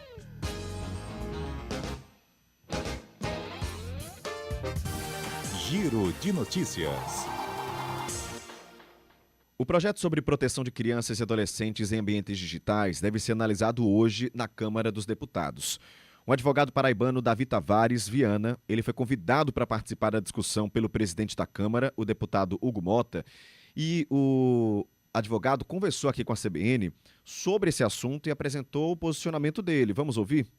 A minha fala, objetivamente, ela foca na importância da prevenção. Eu não sei se vocês sabem, mas 1 a cada 12 crianças no mundo em 2024 já sofreram algum tipo de abuso ou exploração sexual online. E isso traz efeitos psicológicos irreversíveis na vida de uma criança, como, por exemplo, a depressão, a ansiedade, o sentimento de automutilação. Então, a prevenção é importantíssima através das redes sociais. A responsabilidade também, isso nós não discutimos, mas a prevenção é de suma importância, porque depois que uma criança sofre o dano, não tem como você voltar atrás. Então, eu vou tratar aqui ideias, por exemplo, como a questão dos chats. A maioria dos abusos acontecem antes dos 12 anos e através dos chats e dos comentários que se fazem nas redes sociais, no Instagram da criança, ou no TikTok, enfim, o que quer que seja. Então a importância é proteger as crianças, tá certo, desse contato com o mundo e conscientizar os pais acerca do perigo que é deixar uma criança com livre acesso a uma rede social, seja através de uma rede social, seja através de jogos online, enfim. Tá aí, você ouviu o advogado Davi Tavares, que vai participar desse encontro hoje, já para discutir esses projetos de adultização, na verdade, contra a adultização de crianças e adolescentes nas redes sociais. São 11 horas e 18 minutos. Mudar de assunto para falar sobre oportunidade, tá? Começam hoje inscrições em quase 300 vagas em cursos profissionalizantes aqui em João Pessoa. Essas inscrições são feitas pela internet, precisa nem sair de casa. A gente conversa agora com a diretora de Inclusão Produtiva e Participação Popular da Secretaria de Desenvolvimento Social de João Pessoa, Johanna Pimentel. Johanna, seja bem-vinda à CBN, bom dia. Obrigada, bom dia. São 300 vagas, né, como falamos, quase 300 Isso. vagas. Que cursos são oferecidos? Qual duração? Quem é que pode participar? Joia. São 300 vagas que são cursos gratuitos que a Prefeitura Municipal de João Pessoa está ofertando. São cursos como crochê, pintura em tecido, informática para idosos, curso de barbeiro, corte e escova.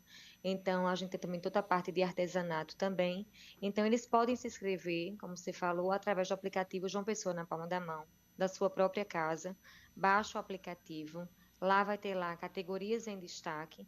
E na terceira e última fila você encontra assim, inclusão curso. Clica lá que você vai saber aonde vai ser ofertado esse curso, em qual local e o curso que vai ser destinado. A gente tem os equipamentos que são os centros de referência da cidadania disponibilizados na nossa Grande João Pessoa. Então, cada CRC vai ser destinado a um curso e lá o aluno ele vai iniciar agora a partir do dia 1º de setembro até os últimos dias de novembro. Então, a gente finaliza em novembro o curso que iniciará no dia 1º de setembro.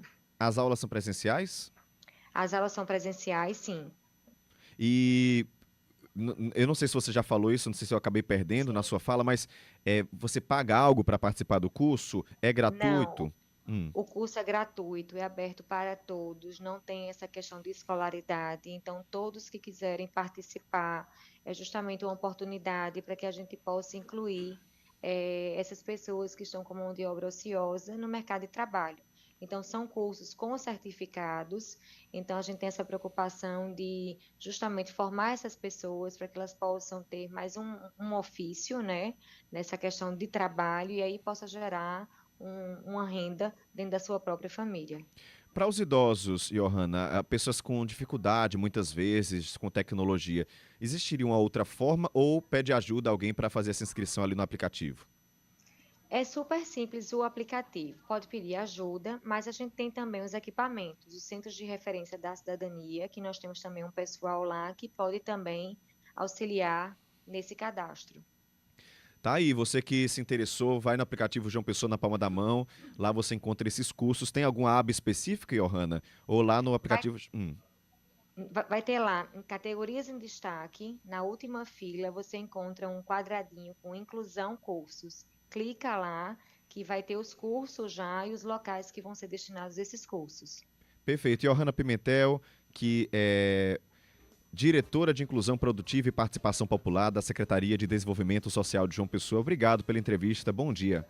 Eu que agradeço. Obrigada. Bom dia. 11 horas e 22 minutos. Vamos falar de gasolina agora, porque uma pesquisa comparativa para combustíveis feitas pelo Procon de João Pessoa, ou feita pelo Procon, encontrou diferença de 40 centavos no preço do litro da gasolina comum. Os valores variam de R$ 5,85 em um posto no centro de João Pessoa e R$ 6,29 em 35 postos da capital, isso para pagamento à vista. O menor preço da gasolina comum é o mesmo encontrado nas duas pesquisas anteriores, não mudou nada, R$ 5,85. De acordo com o secretário Júnior Pires, grande parte dos postos que aumentou o menor preço já praticava o valor próximo ou acima dos R$ 6,00. O secretário lembrou que uma operação de fiscalização feita esse mês nos postos constatou que vários subiram o preço da gasolina, à primeira vista indevidamente, o que causou mais de 70 autuações.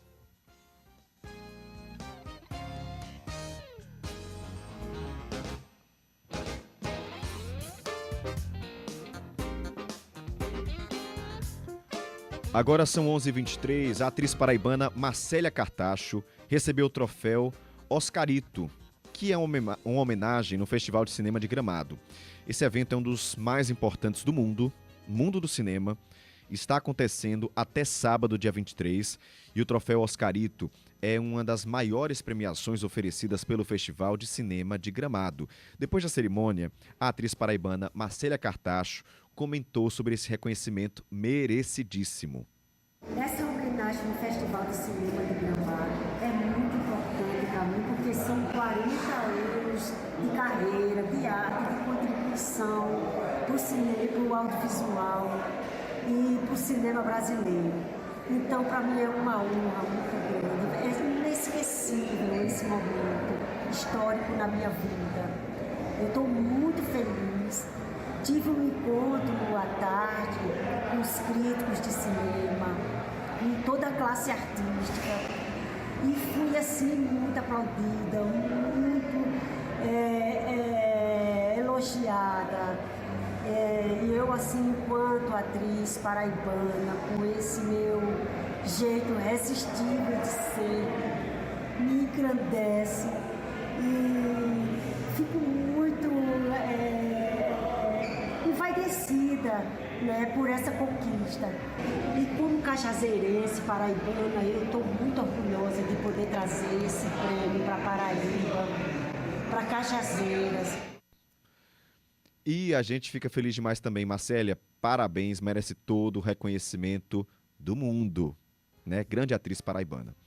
Agora são 11h25. Vamos falar da discussão sobre a utilização de carroças puxadas por animais, porque é uma discussão que não é de hoje, mas um projeto prevê acabar com essa prática. Em João Pessoa, mais de 200 animais já foram microchipados. Quem explica pra gente é Larissa Mendes. A Secretaria de Cuidado e Bem-Estar Animal segue realizando o chamamento de carroceiros em diversos bairros da capital para a microchipagem dos animais utilizados em carroças de tração animal.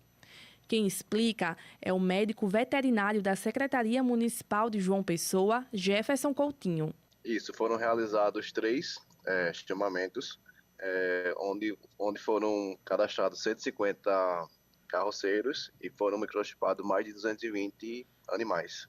Aí, João Pessoa, a gente tem mais de 220 animais de tração animal, que são as carroças, microchipadas. A microchipagem tem como objetivo orientar sobre os cuidados e o bem-estar dos animais, além de auxiliar na identificação tanto do animal quanto do responsável. Um dispositivo que é do tamanho de um arroz, onde dentro dele tem uma numeração única, onde cada animal vai ter essa numeração única no mundo. Ou seja, a gente vincula essa numeração, esse dispositivo que a gente insere no animal, a um responsável, onde a gente consegue, por exemplo, se esse animal for abandonado ou sofrer algum crime de maus tratos, a gente consegue efetuar a punição do responsável, entendeu? A gente faz a vinculação dele a um responsável. Aí a gente anda com um leitor que, como é um dispositivo que é inserido no animal, aí só um leitor consegue fazer a leitura, ele não consegue ser extraído do animal. Pensando na qualidade de vida dos animais, a Prefeitura também está adotando outras medidas.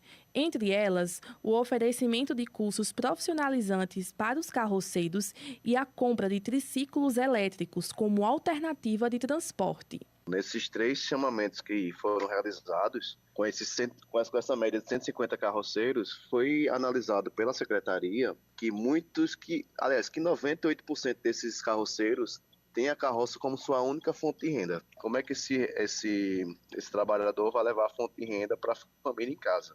Muitos não têm habilitação, muitos são analfabetos. 3 chamamentos que a Prefeitura fez, foi ofertados cursos profissionalizantes para os carroceiros, onde eles foi dado algumas opções, como pintura, pedreiro, encanador, foi dado essas opções para os carroceiros escolher qual curso profissionalizante eles gostariam de ser capacitados.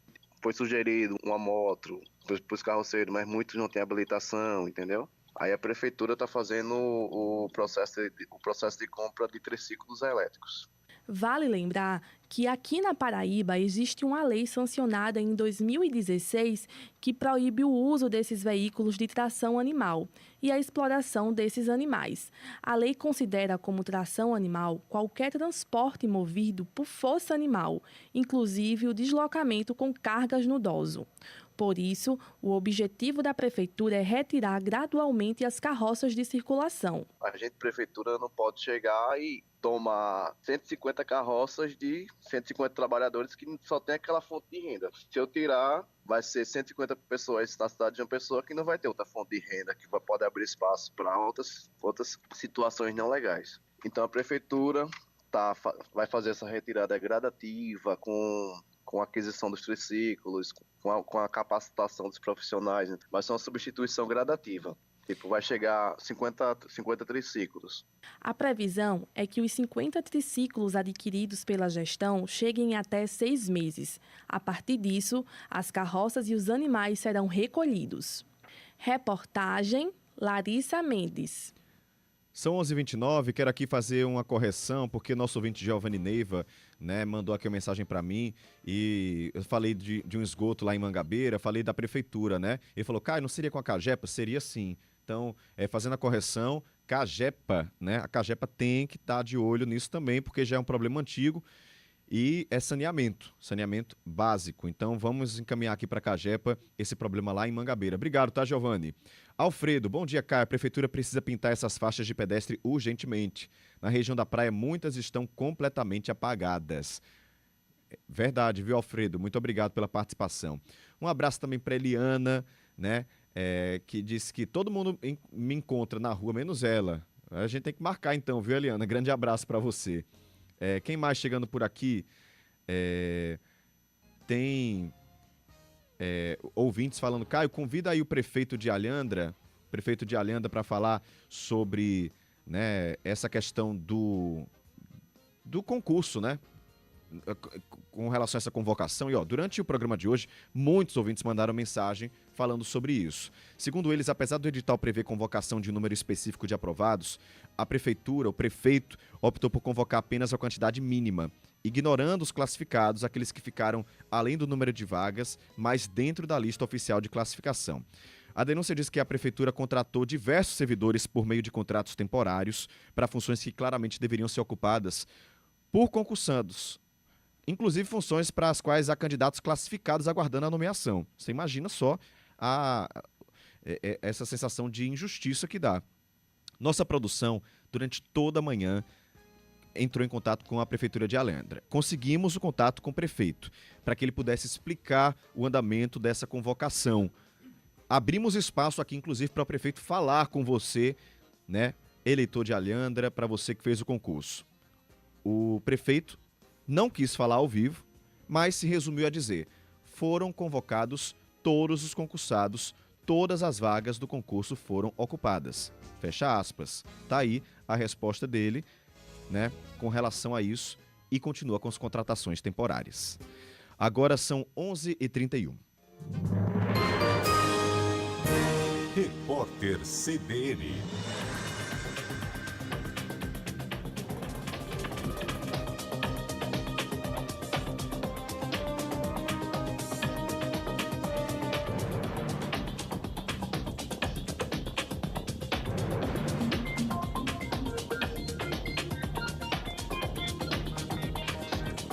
Quarta-feira, 20 de agosto de 2025. O Brasil registrou a primeira patente de uma plataforma para vacinas de RNA mensageiro. A plataforma vai permitir o desenvolvimento de vacinas sem o pagamento de royalties. Também haverá independência para selecionar alvos de interesse nacional. A líder do projeto RNA de Biomanguinhos, Patrícia Neves, disse à CBN que o projeto faz parte de uma iniciativa da Organização Mundial da Saúde e da Organização Pan-Americana da Saúde para democratizar a plataforma, ideal para responder a novas emergências. A principal entidade de produtores de soja nos Estados Unidos enviou um pedido de socorro ao presidente Donald Trump. A associação afirma que o produto brasileiro tomou o lugar do grão americano nas encomendas da China. O motivo é a tarifa de retaliação de 20% que Pequim aplica ao produto americano. Com isso, a soja brasileira se tornou mais competitiva. A entidade afirma que os produtores dos Estados Unidos estão à beira de um precipício comercial e financeiro e pediu à Casa Branca que priorize o tema nas negociações com o governo chinês.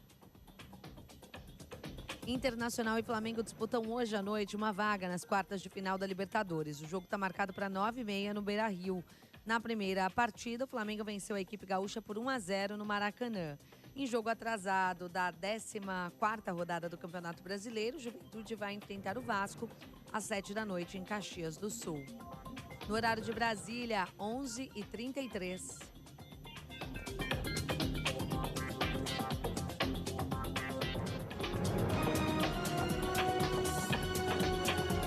Repórter CBN. As principais notícias do dia, a cada meia hora.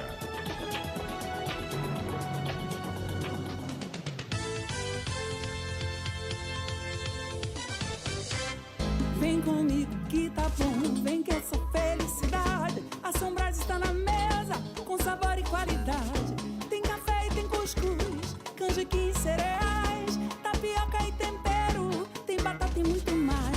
Tá danado de bom babado, chega junto, chega mais. Quer sabor e qualidade? Ah, vem comigo que tá bom, vem que essa felicidade. A Sombras está na mesa, com sabor e qualidade.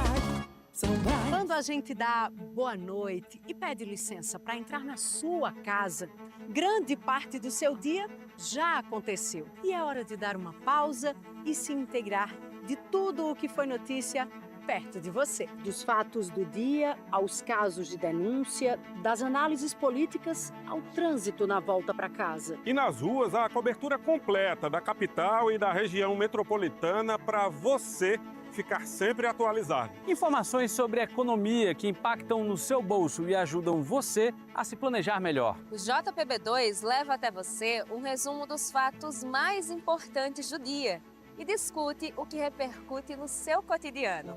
É a sua rua, é o seu bairro, é a sua cidade em primeiro lugar.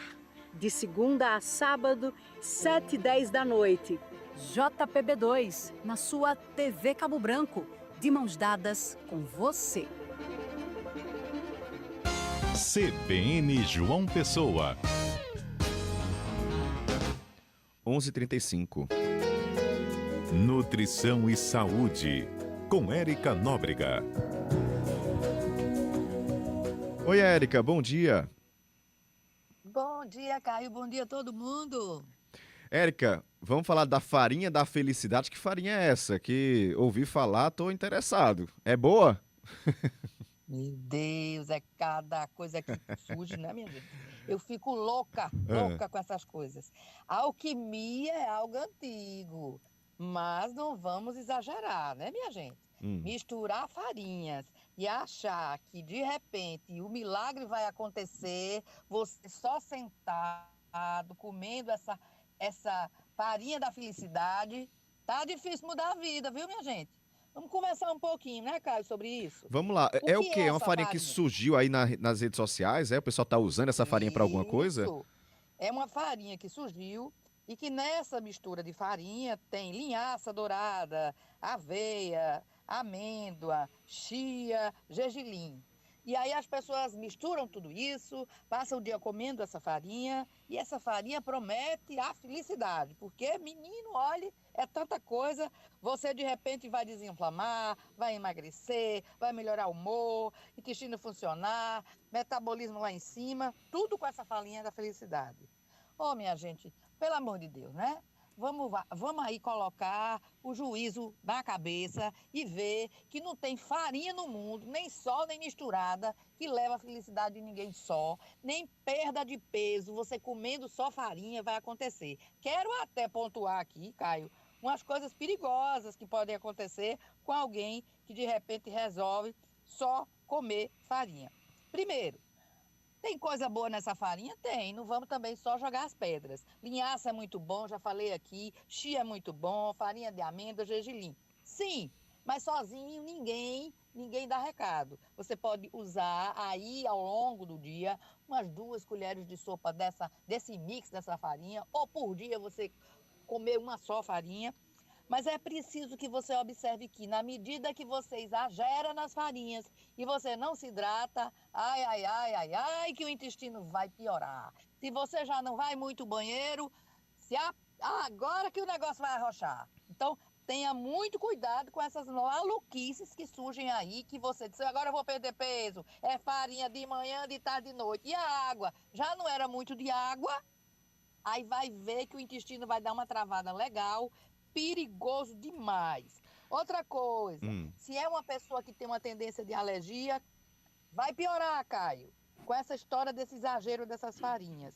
Se está tomando alguma medicação, muita farinha pode interagir, diminuir a ação. E aí, o que é que a gente vai fazer, Caio? Pois é, eu até lembro que você falou há algumas semanas, não sei se foi semana passada ou algumas semanas, sobre o risco de você pegar leite em pó, uma farinha láctea, né? E misturar com... Né? Fazer uma mistura com pouca água, fica aquela papa quase dura, quase sólida ali, e você bota pra dentro o perigo para o intestino, estômago. Estômago, intestino. Comer só essa farinha também pode trazer esse risco? É o mesmo princípio. Na medida que eu tenho um órgão oco, que dentro é úmido, tudo que é seco demais e não tem uma hidratação junto, vai aderir à parede. Então você já começa do estômago, se você exagerar nessa farinha que está prometendo a felicidade para você, você tá ruim, viu, com essa farinha da felicidade. Vai ficar grudada aí no seu estômago, daqui a pouco você vai começar tendo uma gastritezinha, e se isso ficar muito persistente, evolui para uma úlcera. Lá embaixo, quando desce para o seu intestino, vai grudar e empancar. Se você não usa uma quantidade de água que para sair essa farinha, seu intestino vai ter o que a gente chama de constipação, porque o bolo fecal, as fezes vão ficar ali empanturrada e aí você vai receber de brinde um kit maravilhoso. Gases, empachamento, azia, má digestão. Então, minha gente, tudo demais é veneno. A chia é maravilhosa. Lá no meu Instagram, entra lá, que eu fiz no feed um vídeo bom todo para você preparar uma chia, tá? E aí você vai usar essa quantidade de chia aí no teu dia a dia na alimentação. Um gel de chia. Vai lá no meu Instagram, Érica Nóbrega Nutricionista, e você vai ler, vê a receita e pega. Mas nada dessa maluquice de receitas que saem milagrosas. Eu tô agora precisando perder 10 quilos, é 1 quilo de farinha da felicidade. Isso vai te fazer muito mais mal. Você vai estar antes com um peso alto e vai estar depois com um peso alto todo desequilibrado. É isso. Érica Nóbrega, muito obrigado. Sempre dando essa luz aí pra gente cuidar da nossa saúde. Bom dia pra você. Para vocês também. Saúde é tudo, gente. A gente tem que correr atrás dela e ficar longe dessas maluquices. Agora são 11h41, faça uma pausa rapidinho, a gente volta para falar sobre economia, tem política também, tem sua participação, então não sai daí. CBN João Pessoa. Vem comigo que tá bom, vem que essa felicidade, a Sombras está na mesa, com sabor e qualidade. Tem café e tem cuscuz, canjiquinha e cereais, tapioca e tempero, tem batata e muito mais. Tá danado de bom o babado, chega junto, chega mais. Quer sabor e qualidade? Vem comigo que tá bom, vem que essa felicidade, a Sombras está na mesa, com sabor e qualidade. Sombras. Os principais destaques do futebol e também o que acontece fora dos gramados estão no radar do jornalista Paulo Vinícius Coelho. Prancheta do PVC, de segunda a sexta, em 2 horários, de manhã no Jornal da CBN e no fim do dia no Ponto Final. Também disponível no site e no aplicativo da CBN, assim como nas principais plataformas de podcasts. CBN João Pessoa. 11h42. CBN Economia, com Guilherme Bahia.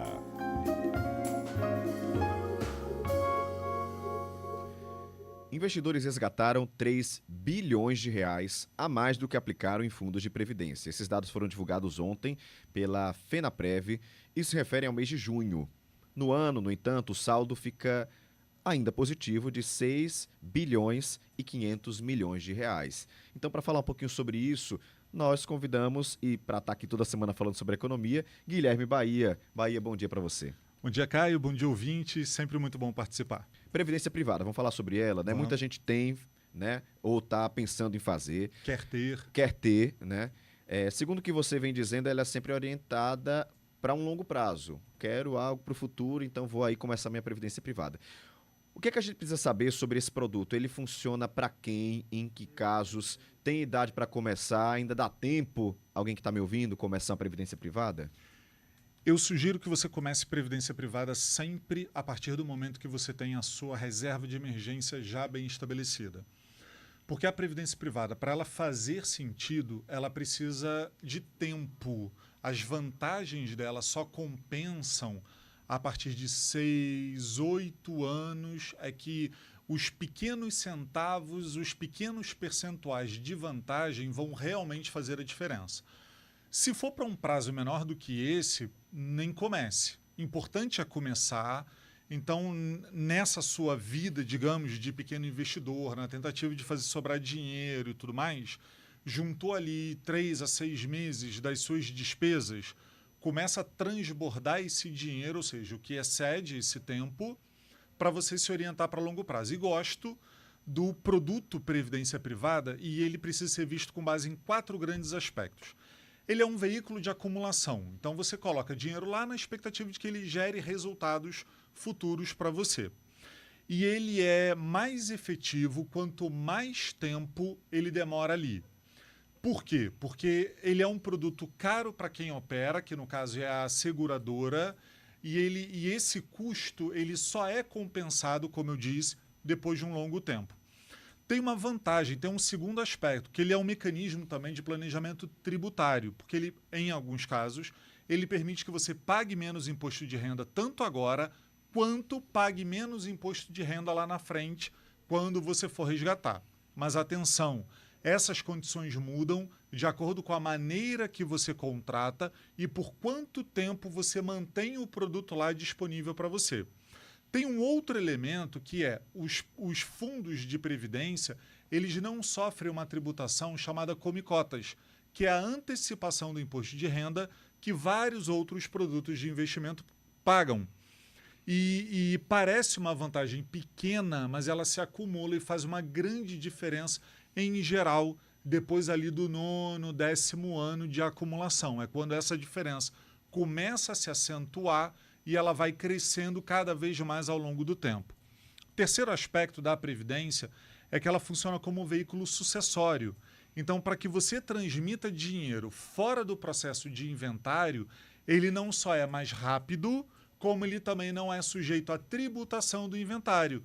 Imposto de renda, o ITCMD, que é o Imposto sobre Herança e Doações, e também aquele dinheiro que você vai pagar ali no cartório, para o advogado que vai conduzir esse processo para vocês.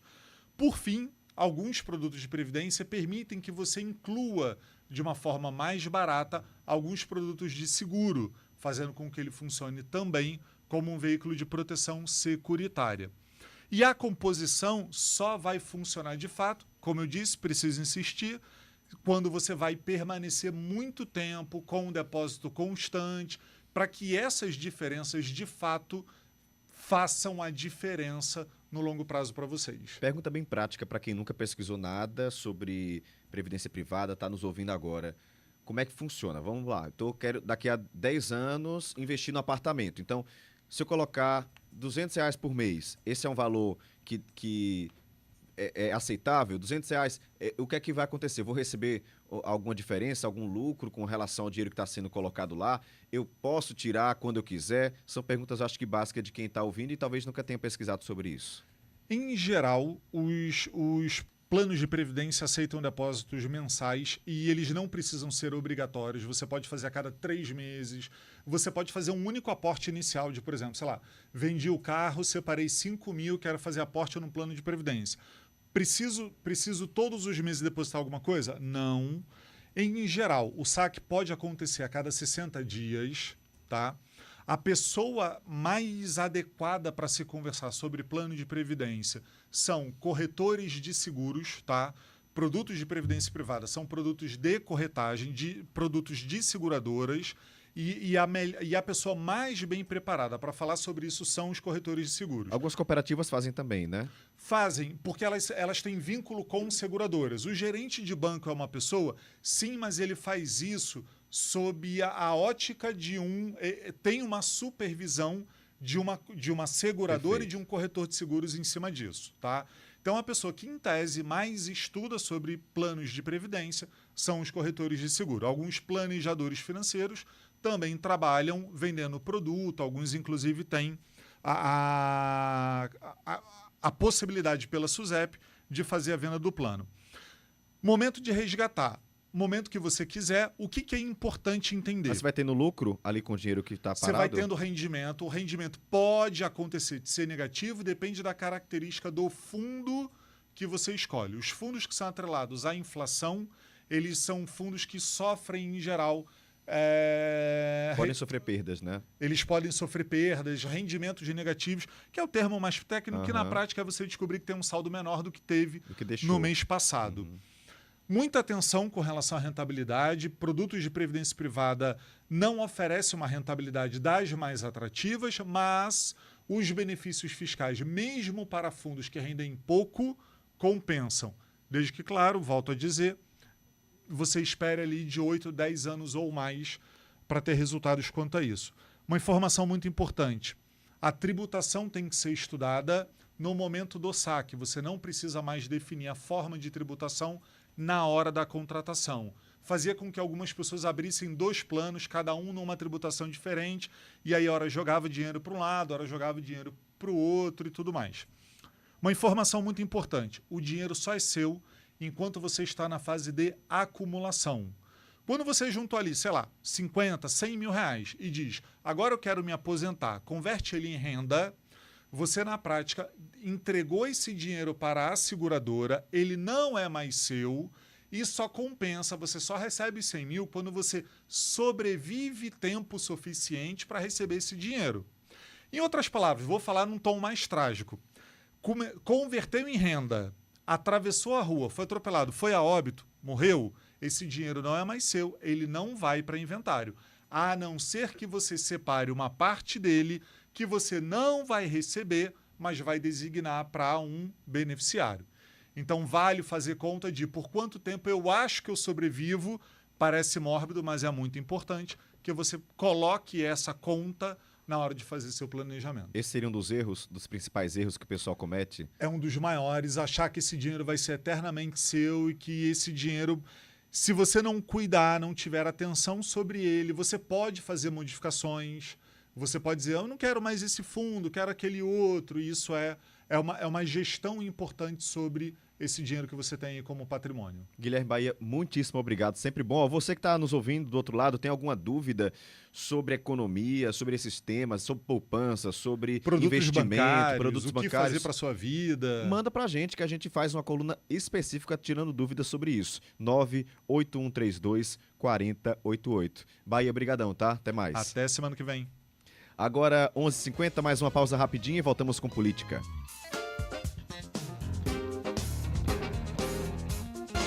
CBN João Pessoa.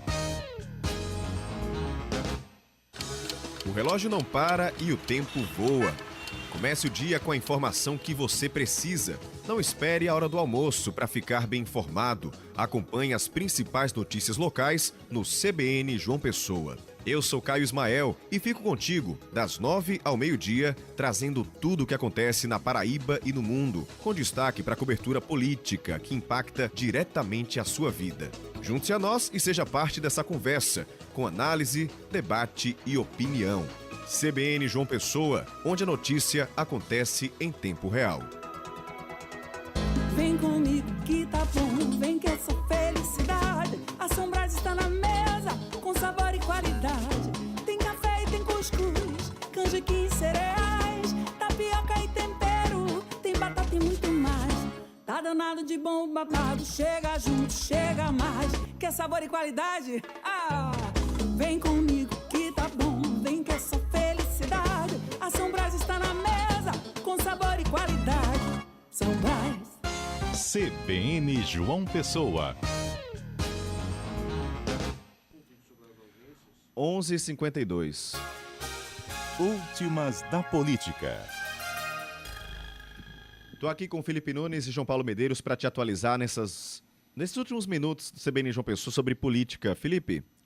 Caio, nós voltamos para falar sobre o resultado de ontem ainda da convenção que origina oficialmente a Federação União Progressista, porque apesar da cúpula do partido estar presente lá em Brasília, do PP, incluindo a senadora Daniela Ribeiro, o vice-governador Lucas Ribeiro e o deputado federal Agnaldo Ribeiro, que comandam a legenda aqui no estado, houve uma ausência importante, a do prefeito da capital, Cícero Lucena, que tem divergido internamente em relação às eleições do próximo ano. Cícero, que tem se colocado como um pré-candidato ao governo do estado, mas não tem encontrado espaços dentro do próprio partido, já que Lucas Ribeiro é considerado pelo PP e dentro da própria base governista como um candidato natural, à medida em que o governador João Azevedo deverá sair do poder para disputar o Senado. Essa ausência, segundo interlocutores e fontes dessa base, são mais um indício aí desse clima pesado, né, de insatisfação do prefeito com o grupo do governador João Azevedo em meio a esse impasse em relação às eleições do próximo ano. Oficialmente, a informação é de que Cícero participou de missões institucionais, de entregas de obras em João Pessoa e por isso não esteve presente. Mas a leitura política que se faz é que em outros momentos de agendas políticas do PP em Brasília, o prefeito esteve presente e, nesse caso, poderia ter delegado a entrega dessas agendas ao vice-prefeito Léo Bezerra, o que não aconteceu dessa vez.